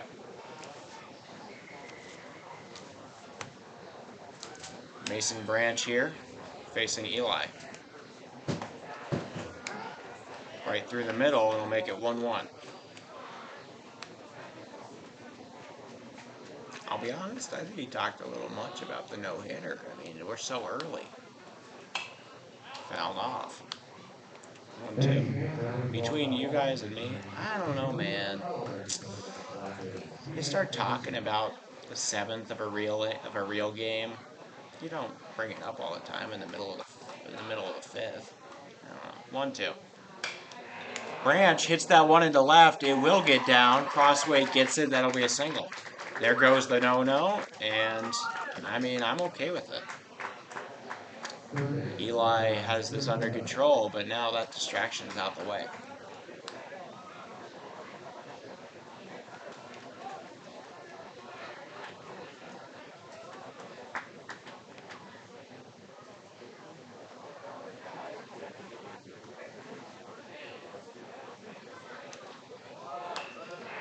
Bunt put down there. The tag, not going to be there. Eli makes the play at first. The man goes to second. 1 out. Sack bunt advances the runner.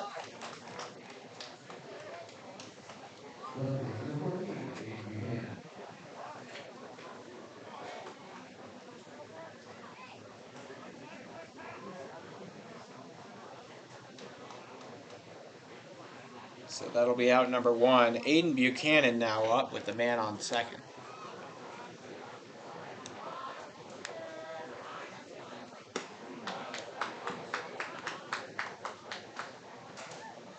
One ball, no strikes.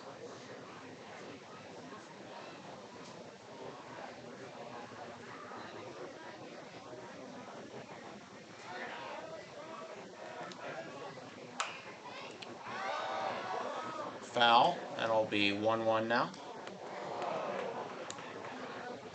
Something nearly happened over there. I heard some whoa! So.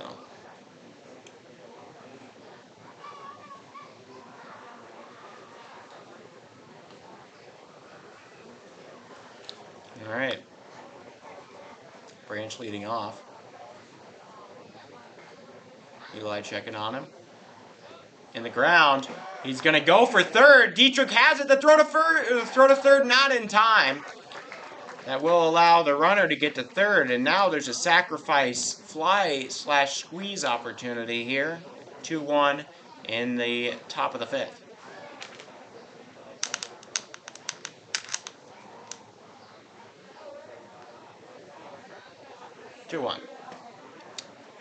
That's a strike. 2-2.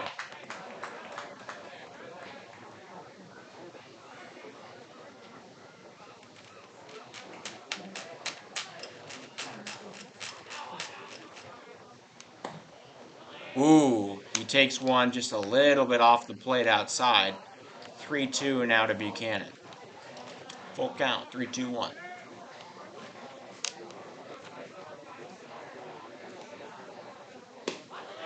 Low, and it'll walk the man. Buchanan reaches base. That'll bring up Sam Hoyt, with runners on the corners. Eli going to have to hunker down if he doesn't want to let up his first earned run of the year.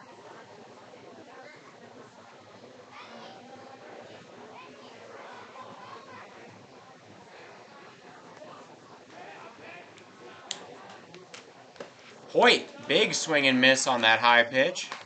0-1. Eli, kind of strikeout averse. More or less a ground ball pitcher, but in this situation, he's got to pitch a little more finesse, I guess. That one right down the middle, 0-2. Kelly gets ahead in the count.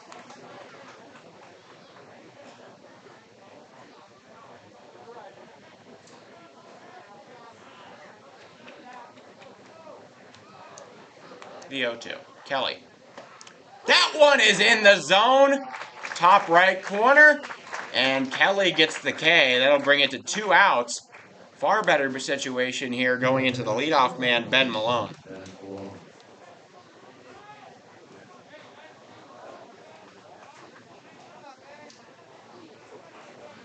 Second out recorded. Ben Malone now up. He has a flyout and a strikeout.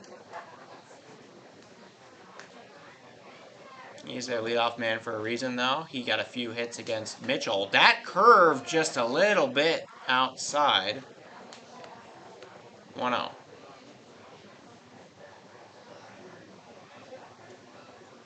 That was a big looping curveball, but just missed the zone. 1-0. That one, good strike. Down the middle.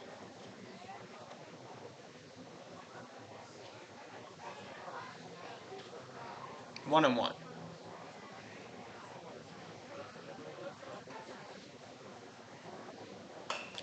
That one grounded over to Kiefer.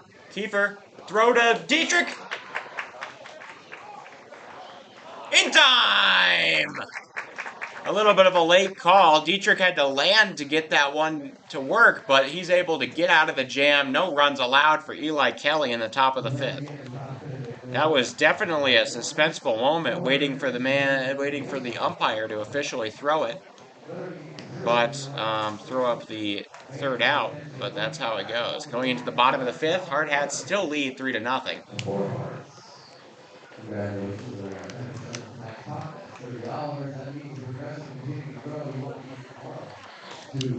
In the due up here for the Hardhats, Wilson Kiefer, Harry Good, and Hayden Holland.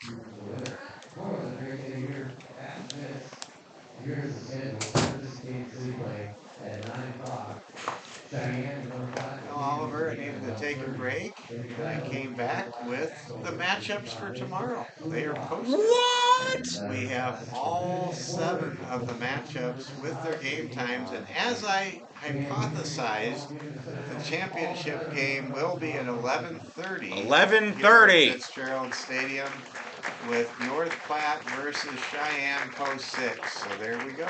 Fantastic. And the Hardhats will take on Miles City, Montana at 4:30. Has that been decided? It has been. It's been officially decided. Okay, that's where they both sit at 4 at the moment. It's officially decided. Okay, so it doesn't really matter how this game ends. No, it's officially decided who will play at what time tomorrow, and I will show you the matchup. I wonder who they picked for the Rogue versus Post 20 matchup. There we go.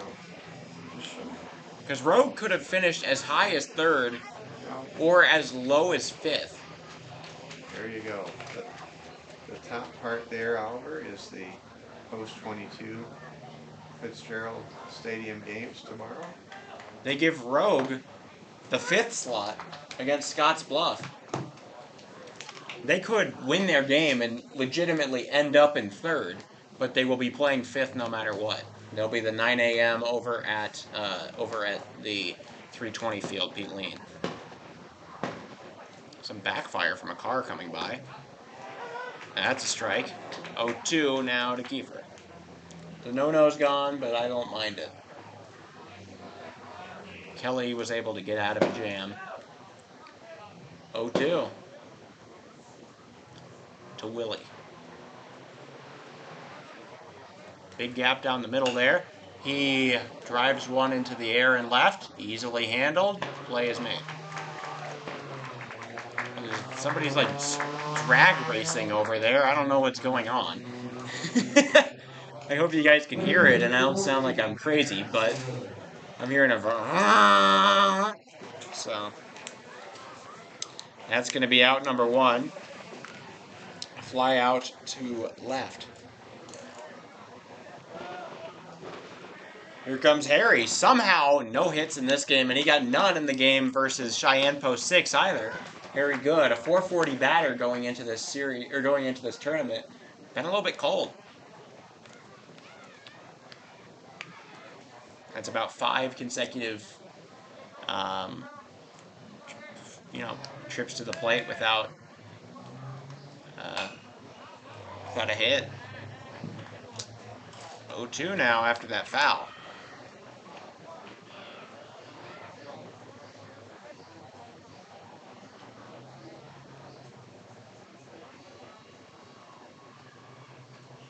The 0-2.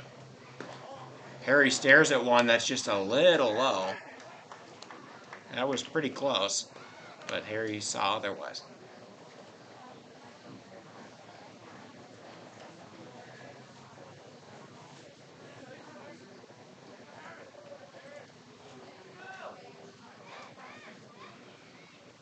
A 1-2 to Harry. He drives one into deep left center. That one is crushed. It's going to get up against the wall. Good is rounding for second. He gets there. He will stay. Hold up at second. Very good with a double. He puts up his arms. The whole crowd applauds him.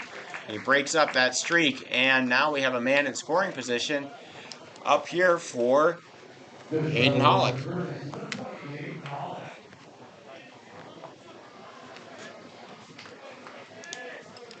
Pollock got that RBI double in the first. He's just got to get maybe a long single to get home a Harry here. Harry might even go for third behind this guy's back. That one right over Main Street. 0-1.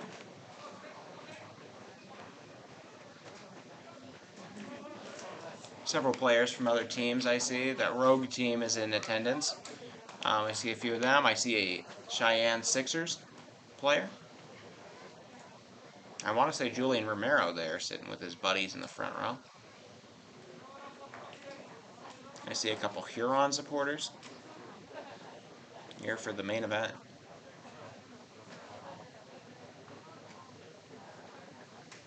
Oh, 0-1 to Hollick. Swing and a miss. That ball will get away. Good is going to take off for third, and he is safe. He was not taking any chances. He sold out. Dolphin dive right into that thing. He's going to make it to third. The 0-2 to Hollick. Hollick just needs to get some sort of... He can ground out here for all that we care. It might do the job. 0-2 to Hollick.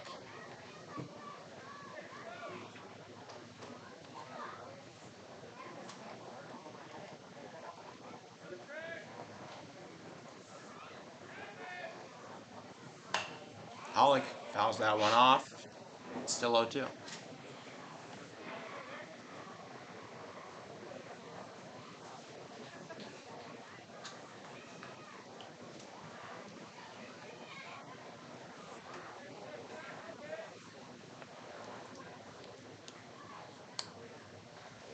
Hollick awaiting the 0-2 from Chavez. It's one that went down the line. One of our players in the starter's jacket, I want to say that's Palmer, just runs after that one. Another 0-2. Hollick keeps fighting.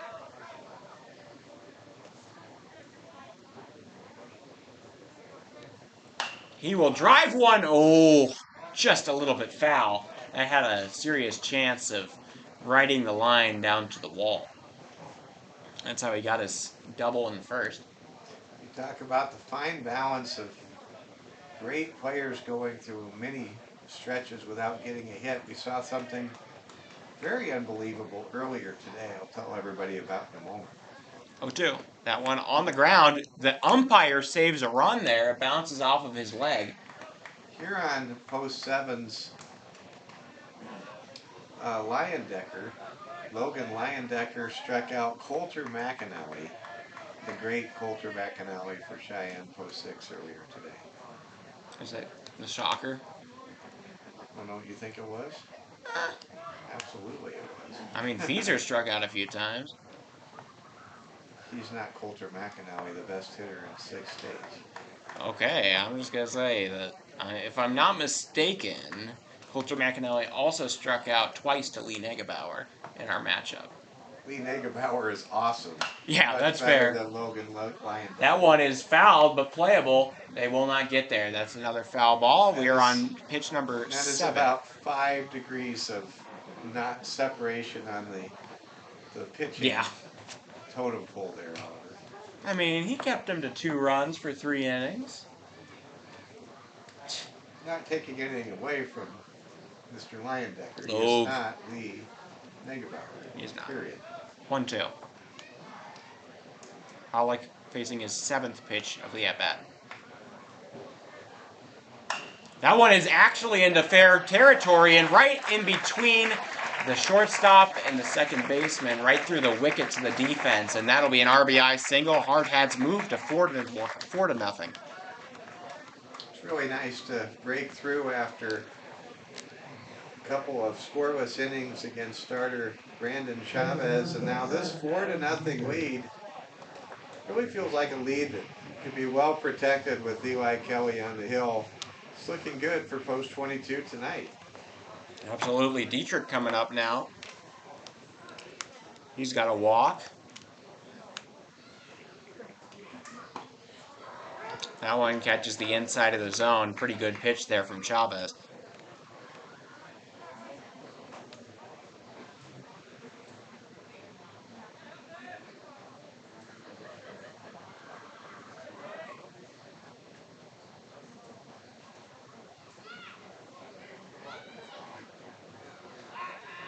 Step off for Chavez. 0-1.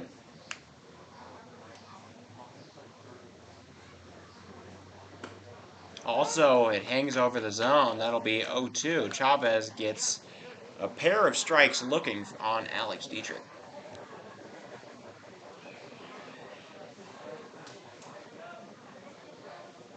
Thank you all for tuning in tonight. 0-2 here. Chavez gets his pitch. Delivers. Foul. I don't want to, give anything out here, but I'm just going to say Chavez puts significantly more weight on his backswing when he's throwing a heater. So he might be tipping a little, but hey, I didn't say it. If you're going to tip a pitch, go ahead and tip your fastball, because usually the ball's going to get there by the time it's been processed. Swing and a miss on the off speed. That'll get Dietrich.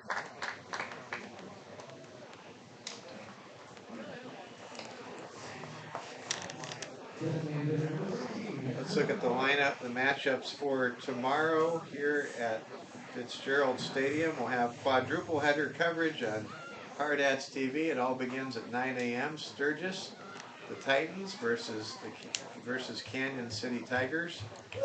Then it'll be the championship of the Veterans Classic, Cheyenne Post 6 Sixers from Cheyenne, Wyoming against the First National Bank of Omaha Legion team from North Platte, Nebraska, 11:30 first pitch there. Then it will be the Expos against the Mitchell Post 18 team, who comes in 3-1.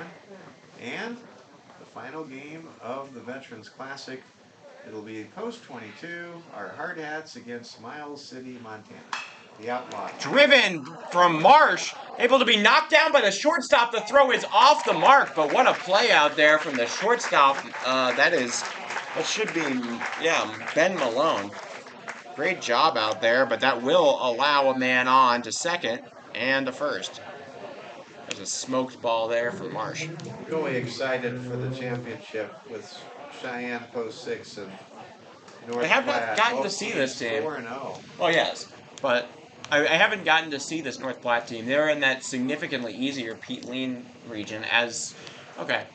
I'm just going to say that you can maybe tell difficulty by the fact that our minor league team is 4-0 in that, and we are 2-2 here. I'm just going to throw this out there. Brandon Nimmo came from Cheyenne, Wyoming, and Danny Woodhead came from North Platte. On the exact same level. That's excellence right there. For both communities. Okay. And almost kind of about the same general size. North Platte's a little smaller than Cheyenne. Pretty good size. It's a Class A level town in Nebraska. Okay. 2 men on here. Giving it to Aaron Roach as he plays Crazy Train on his walk-up. An incredible song on the Madden 11 soundtrack, an all-time soundtrack. That one floated a little bit high.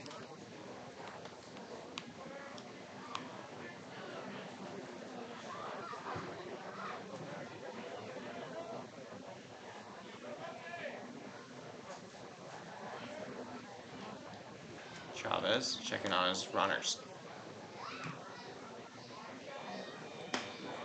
He'll deliver a strike right over the zone. Chavez, tremendous control so far. I mean, I very few wild pitches, very few problems, any of that, very few walks. He's been able to pinpoint where he wants to put it. He's also been very poised. He's the same pitcher in terms of his body language and his demeanor throughout this game. That one popped up, first base, caught. That'll end the inning. Hardhats come away with 1 in the bottom of the 5th. That's a big run, though. Go ahead, Oliver. Share the recap at the bottom of the 5th inning. Okay, the bottom of the 5th, Hardhats came away with 3 hits. 3 hits, 1 run. That run was earned to Chavez. No errors, and 2 men left on base. That'll move it on to the top of the 6th, which I will pass over to Mike Fell, my partner and father. Thank you very much, Oliver. Again, good evening, everybody. Hardhats on top, 4-0, out hitting Laramie Post 14, 6-1. Only error in this game committed by Laramie on a errant pickoff throw. It's been a very clean game, and it's been a well-pitched game. Declan Mickley, the headliner, 4 innings, no hits allowed, only 2 men reaching base. And now Eli Kelly coming out of the bullpen for Coach Kelvin Torby and pitching well also in relief. And boy, has Eli Kelly just been outstanding, whether he's been asked to start like in the victory over the Missoula, Montana Mavericks up in Billings on a neutral field back in early May, or whether he has come out of the pen like he did against Cheyenne Post 6 at Powers Field back in the final weekend of April. And Eli Kelly has just been very steady and consistent. First pitch is a looper into center field for a base hit for Diego Herrera, who lead things off with a single for Laramie Post 17. Herrera, Chavez, and Moore up to bat with Moniz. Perhaps going to hit here in the top of the 6th inning. Laramie being shut out through 4 innings, but staying competitive. Lincoln Southwest Post 3 was able to win 20-0 over Laramie on Friday afternoon. But we haven't seen anything that resembles the team that lost 20-0 tonight. I think I think the big part of that is Chavez. Ball is lifted high into the air to left field, and the catch is made for Post 22's Tate Crossway for out number 1. Tate Moore now will come to the plate. He is 0 for 2 with a pair of flyouts to the outfield. The right-handed hitter, Tate Moore, a good player, trying to see if he can break through against Eli Kelly. He could not amass a hit. In fact, none of the Rangers could amass a single base hit against Declan Mickley this evening. Eli Kelly patiently steps off the rubber and he'll try to center himself for the second pitch in this plate appearance by Peyton Moore. Kelly nods, now fires, and that pitch is high. It's a pitch out. Throw down to second is going to hit the sliding runner, Diego Herrera, and Herrera steals second base and is moved into scoring position with one out. And it looks as though they're going to check on Diego Herrera. And I did get hit a little. Head coach for Post 14 is told, "I'm good, coach." And coach goes back to the third base coaching box. Herrera with a good lead, healthy lead off the second base here. Here comes the 1-1 pitch from Eli Kelly to Peyton Moore. And that pitch is fouled away. That will be a foul ball that a bunch of kids are going to chase. Almost in the concession stand. The concession stand overhang. And a boy wearing a number 70 jersey comes up with that foul ball. Here comes the 1-2 pitch now from Eli Kelly to Peyton Moore. Kelly's pitch is an off-speed pitch, and man, did Peyton Moore just get a piece, and I mean barely get a piece of that off-speed pitch. Eli Kelly now will do it all over again with the man on and one out. Here comes the 1-2 pitch from Eli Kelly, who is taking a long time to work towards home plate. Kelly's pitch is drilled right to shortstop, who gets a double play by throwing the ball to Dominic McKnight at second base. That is a 6-4 double play to retire the side. Eli Kelly able to induce a flare to the shortstop, and the shortstop, Wilson Kiefer, quickly makes the catch, throws behind the runner who was doubled off of second base, and Dominic McKnight did the rest and made the grab, and that is a 6-4 DP, and that erases Laramie Post 14's threat in the top half of the 6th inning. In the top half of the 6th inning, there were no runs. There was one hit, and there were no errors, and there was nobody left on the base paths through 5.5 innings here at Fitzgerald Stadium. It's the Post 22 Hardhats 4 and the Laramie Post 14 Rangers nothing. This is Hardhats TV. Man, that was definitely something. Wilson Kiefer he rose up, he got the grab, easy double play, and he defended. I mean, that's the kind of play that you see from these Hardhats defenders that you don't see from a lot of other teams in this tourney.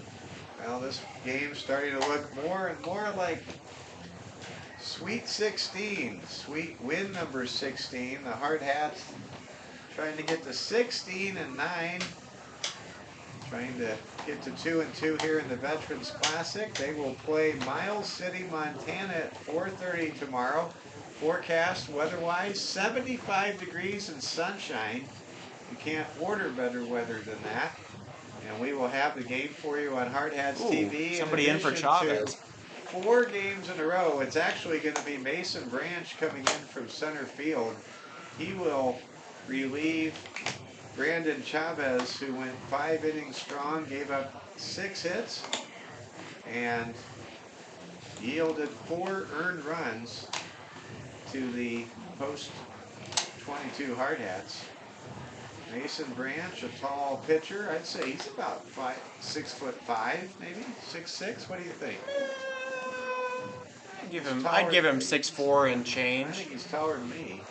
That might mean he's taller than you. We're about the same height. You're a little taller than me. I'm taller than you by about an inch and change. Okay. I'm 6'4" now. Yeah, I guess that's true. I might be shrinking. I don't know. That's probably true as well. You've spent a lot of time in the car hanging over the wheel, is all I'm going to say. There I you mean, go. There you go. 351,000 miles on this guy's car. That's a record that none of you can touch, I bet. No, I bet Unless you're a there's- trucker. I bet there's a lot of Toyota owners that can say Toyota that. Corolla 2011. 2011 Toyota Corolla. I think you have the high score for most miles logged on a 2011 Toyota Corolla. I think that you could put that in the Guinness World Record books. Okay. All right. Didn't have a lot of city miles. A lot of Yeah. long Well, distance miles. yeah, you're definitely set up for success there, but still. Okay, let's get to another team set up for success. The post 22 Hardhats. Nice. Aaron Roach will lead things off in the bottom of the 6th inning. That's not Roach, that's Tate. Pitch from, or rather, check that. It's Tate. It is Tate. Okay. Oh, he must have gotten out. I just didn't mark it. No, I you guess. didn't mark. You threw me off there. Ooh, I'm so sorry. It's I'm all so right. sorry. It's okay. You don't need to apologize. I understand. You were calling the action more than you were scoring it. That's okay. 2-0 is the count. Tate Crossway will lead things off. Crossway will have Dominic McKnight and Zeke Farley in the on deck and in the hole. If anybody gets on, we will see Wilson Kiefer here in the home half of the 6th inning. Hardhats leading 4-0. They've out-hit Laramie post 14, 6-2. Tate Crossway, left-handed hitter, playing left field tonight, playing that position very well, I might add. Waits for the pitch from Mason Branch, who hits the ball sharply to second base. Throw to first is in time. And Tate Crossway is retired 4-3. Want to give a shout out to Wayne Sullivan, general manager for Post 22. And a great job, Wayne, and the entire franchise and all the parents and volunteers have done to make the Veterans Classic an outstanding baseball showcase. It's really been a privilege and pleasure to be a part of the Veterans Classic. Can I get a look these at last that? couple of days? Can I get a look at your matchup? Sure. Your matchup stat thing? Because we've got people who want to watch the Expos, I'm sure, that we're 4-0.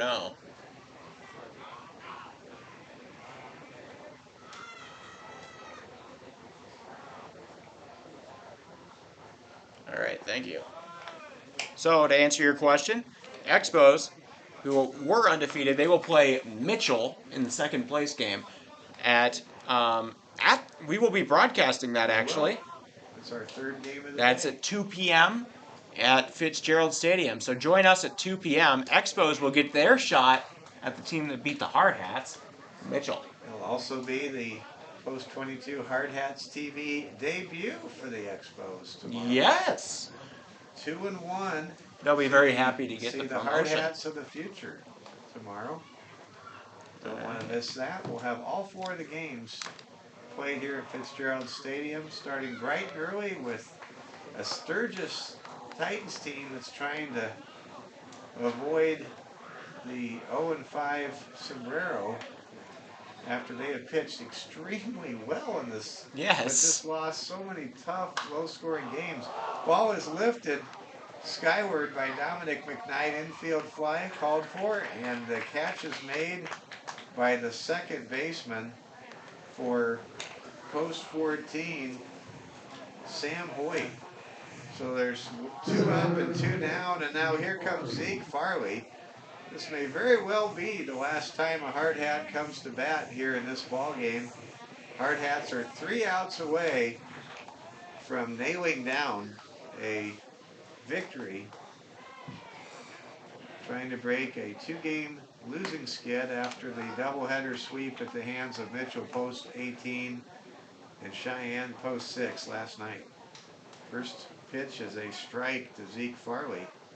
Branch trying to work a 1-2-3 inning in relief of Brandon Chavez. Here comes a pitch from Mason Branch. That pitch is over the edge of the plate for strike 2. Boy, has Brandon Marsh really, Mason Branch rather, really come out and pitch well. Here comes the 0-2 pitch with 2 outs and nobody on base, and there's a bouncer that is outside the zone for ball 1. Post 22. 15-9, trying to get to 16-9 tonight. Hoping to maybe get to 17-9 tomorrow. Ball is hit hard and right in front of the center fielder for a hit by Zeke Farley. Zeke is 2 for 4 in the game tonight, and he is on base for Wilson Kiefer. We have a chance to get one more Harrison Good appearance if Wilson Kiefer can get on base here. Earlier today, Coulter McAnowie for Cheyenne Post 6 had a grand slam home run, an estimated 330 feet from home plate, down in the left field corner. What a moment that was. And the interesting thing is, most of the fans and most of the broadcasters, we didn't think it was a home run when it left the bat. It was only 330. But it did get out of here, and what an exciting moment. Grand slam home runs are something you just don't see very often. And I bring up that story for a purpose. To incite a home run here? No, it's to invite all the Hard Hat fans to come and watch a bunch of games tomorrow. Don't just come see one game. Make sure you definitely see the championship between the two undefeated That's what this all is built up to. Cheyenne Post 6 and North Platte, who has a post with 3 digits, and I feel almost like I'm trying to work against the locker combination to come up with the exact post number for their North First Platte. National Bank of Omaha. Yeah, let's go Nationals. with that. First National Bank of Omaha Nationals. I used to bank at First National Bank of Omaha, and my brother-in-law used to work there. 2-1, the count with 2 outs. Here comes the pitch from Mason Branch. Branch looks back to first and throws a pickoff throw way over the head of the first baseman and sliding into second without any resistance as Zeke Farley. That will be error number 2 in the game, the same way in which error number 1 was committed, which was a wild and crazy throwback to first base from the pitcher's mound. Now here's the thing: I've seen a lot of these kind of lot of baseball in the last 72 hours here at this tournament, and I would say that there's about 2.5 times as many errors on pickoffs as there are. Oh my God. I think you're right, Oliver. But there's been like 2.5 more times errors on pickoffs than actual catching people leading off. Wilson Kiefer, now with the count 2-2, with Zeke Farley in scoring position at second base, waits for the pitch from Brandon Marsh. If Kiefer can get on base here, Harrison Good will come to bat. Everybody gets excited when Harry Good steps into the batter's box. There's a throw down to third, and that'll be another stolen base, or the first stolen base in the game, actually, for Zeke Farley. And Zeke playing some great hard-nosed baseball. When he slides into second or third base, he means it. And when he comes home, you better watch out. Yeah. And you better not cry. Here comes the 3-2 pitch on a full count now to Wilson Kiefer. Tell you what. And the ball is lifted to left field, but playable. And the ball will be caught for out number 3. That will do it for the Hardhats in the home half of the 6th inning. There were no runs. There was 1 hit by Zeke Farley. There was an error on a pickoff throw back to first. And there was 1 man left at third base. And we go to the 7th inning with the final inning of tonight's game. Here's the voice of Hardhats TV and my son, Oliver Fell. All right. Well, Hardhats just need 3 more outs and they can get out of this thing. looking for, and then they've got Eli Kelly on the mound. I mean, a 7-inning shutout is really impressive as well, I'd have to say. I mean, you could have a no-no, but you could also shut a team out with between Mickley and Kelly. And this is the kind of thing. Remember, we've got 2 more big tournaments coming up, or 3 more big tournaments in this season coming up. We've got the Gopher Classic, we've got the Firecracker here, and then we've got the 96 team, whatever the heck that is, in Omaha. The Creighton tournament. It's called the Creighton The tournament. Creighton tournament at the College World Series time. That one is huge, and regardless, we will see a lot of intense tournament play. Oh, I'm sorry, the College World Series tournament. Yeah.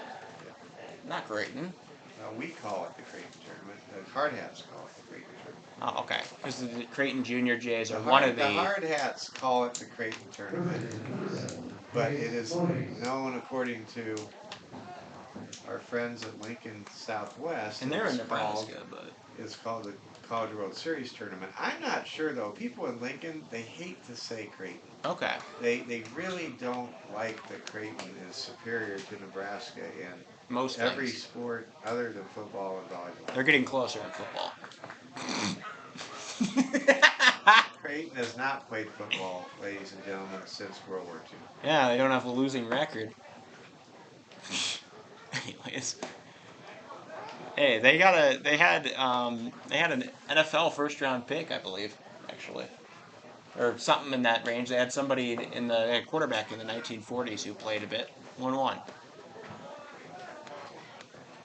As with a lot of them before World War I, or World War II. 2-1 here. This is Jace Moniz. He fouls that one off. He got picked off the last time he was on base and got chewed out by his coach. The 2-2. Kelly picks his grip. The delivery. A really limp off speed. It gets Moniz to kind of lunge at it, but it doesn't quite get to home plate. 3-2. Full count. Grounded right back up the middle. Kiefer able to snag it, throw to first, good. I don't know if there was some sort of shift going on there, but Kiefer able to grab one, which under most circumstances would have gotten right through the middle. Good play right there. Kiefer, that double play that he had an inning ago really was impressive, wasn't it? Yeah, definitely. Strike one called for Kelly. There's some middle infield chemistry I've noticed between Dominic McKnight and Wilson Kiefer. I saw it in Billings, I saw it in Cheyenne, and I see it tonight. There's just something magical when Wilson Kiefer and Dominic McKnight are out there together. Kind of almost like an Alan Trammell, Lou Whitaker kind of a thing. That is a reference 3 people will get. Okay. Oh, no, it's not. Statistically, among our 68 viewers. Well, I think many of our 68 viewers know about Sparky Anderson's Detroit Tigers, and Lou Whitaker and Comment if you do. Alan Trammell were the second base shortstop combination at Tiger Stadium for many years.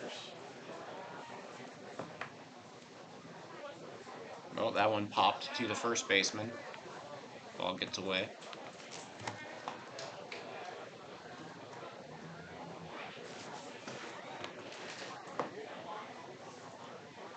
Thank you, Igor. He subbed and put on the notifications. Thank you very much. We converted a new hard hat. It's great to have a fan north of the border. That's for sure. I love Canada, by the way. I always pull for Toronto Maple Leafs to break their Stanley Cup. They won't. Yes, they will. Nope. They will do it. They're bad. They are not bad. They are great, and you need to respect the Maple Leaf. Canada's got to lift their course as a They have whole. won 13 Stanley Cups, and they will win. Not more while I was Stanley alive. Cups. That doesn't matter. You're not 50 years old, neither am I. Well, I guess I Yeah, am. you're over. But I have, the Maple Leafs will break, mark my words, they will win the cup. In fact, they're most likely to I mean, from statistically. Canada to do Swing and a miss! That's strike 3. That'll end the game. Eli Kelly gets that out. And the Hardhats will walk away with another win, finishing 2-2. Look at that celebration from Harry Good. Very And good. Oh, this has to feel so good for the Hardhats. Winning 4-0. And Oliver, go ahead and give the recap as both teams come out and shake hands. And day number 3 is in the books. Our 5-game showcase on Hardhats TV comes to a close, and we will be back with all of you about 9 o'clock tomorrow morning for Canyon City and Sturgis. Take it away, Oliver. Also, something to watch here if you are I'm assuming all of you are engaged in most of the games in this tournament. I will be posting, watch the social medias, Post22 Baseball for Instagram and Instagram, Facebook, and Twitter. You go to all of those. I will be posting a graphic outlining which stadium, which time, which matchup for whatever kind of things we're looking at tomorrow, so you don't miss a beat. Yes, we are going to start with Sturgis versus Canyon City, the 0-4 matchups, for the 7th place game to start things out. But thank you all for tuning in. Hardhats walk away with a 4-0 victory. Only 2 hits allowed on the for the Hardhats tonight. They get that is 8 hits and put together 4 runs with that. They've done well. Pretty good game all around. Pitching, hitting. I mean, very good pitching on the other side as well. But Hardhats come away 4-0. They get to set the ship right, and they will get to play against the Outlaw Baseball Club from Miles City, Montana tomorrow. It's going to be a lot of fun. Oliver, it was a lot of fun working with you today. Congratulations to Kelvin Torvey and the Hardhats getting the win and bouncing back as they have done throughout this season. They find a way. They bounce back after a pair of walk-off losses against the... Gunderson, Palmer, Nelson, and Ashmore has provided a full range of legal services for over 40 years in Rapid City. As one of the largest and highly respected law firms in western South Dakota and multi-state region, our expert team of diversified attorneys offer a very personalized style of legal representation. Whether it's support and recommendations with legal documents or the strongest proponent in a court of law, trusting who you hire as your parking lot with his sun hat on this morning, and I'm really happy for Coach Torvey, the coaches and the players, and all of you Hardhat fans. What a win tonight, taking down the Laramie Post 14 Rangers and the Hardhats. 2-2 now, finishing up pool play at the 500 mark. They will play tomorrow against the Miles City, Montana Outlaws, and we'll be on with you at 4:30. And make sure you tune in at 11:30 to the Veterans Classic title game between the 4-0 Cheyenne Post 6 Sixers and the First National Bank of Omaha Nationals from North Platte. And you know what? You're not going to miss 2 o'clock either. Expos need you. They are 4-0. They need to play against Post 18 game 2. Yeah, I mean those Expos 4-0. Watch them all. Yeah. Well, you could take the 7 off if it's too much for you, but those other 3 very necessary. You should probably, well, I don't want to we have 4 games tomorrow. You have your church schedule, perhaps. Make your decision accordingly. Anyways, that Sturgis game, that could be go to church at the 8 a.m. service, whatever it is. All right. Well, we will see you tomorrow. Look out for those. Look out for the announcement for all the schedule and whatnot on our social medias. But overall, thank you. It's been a great day. 5 games. Yet again, we're up to 14 on Hardhats TV over these last 3 days. That's pretty wild. But, 14. But thank you all for watching, and we will see you in the morning. Big game. It's title day.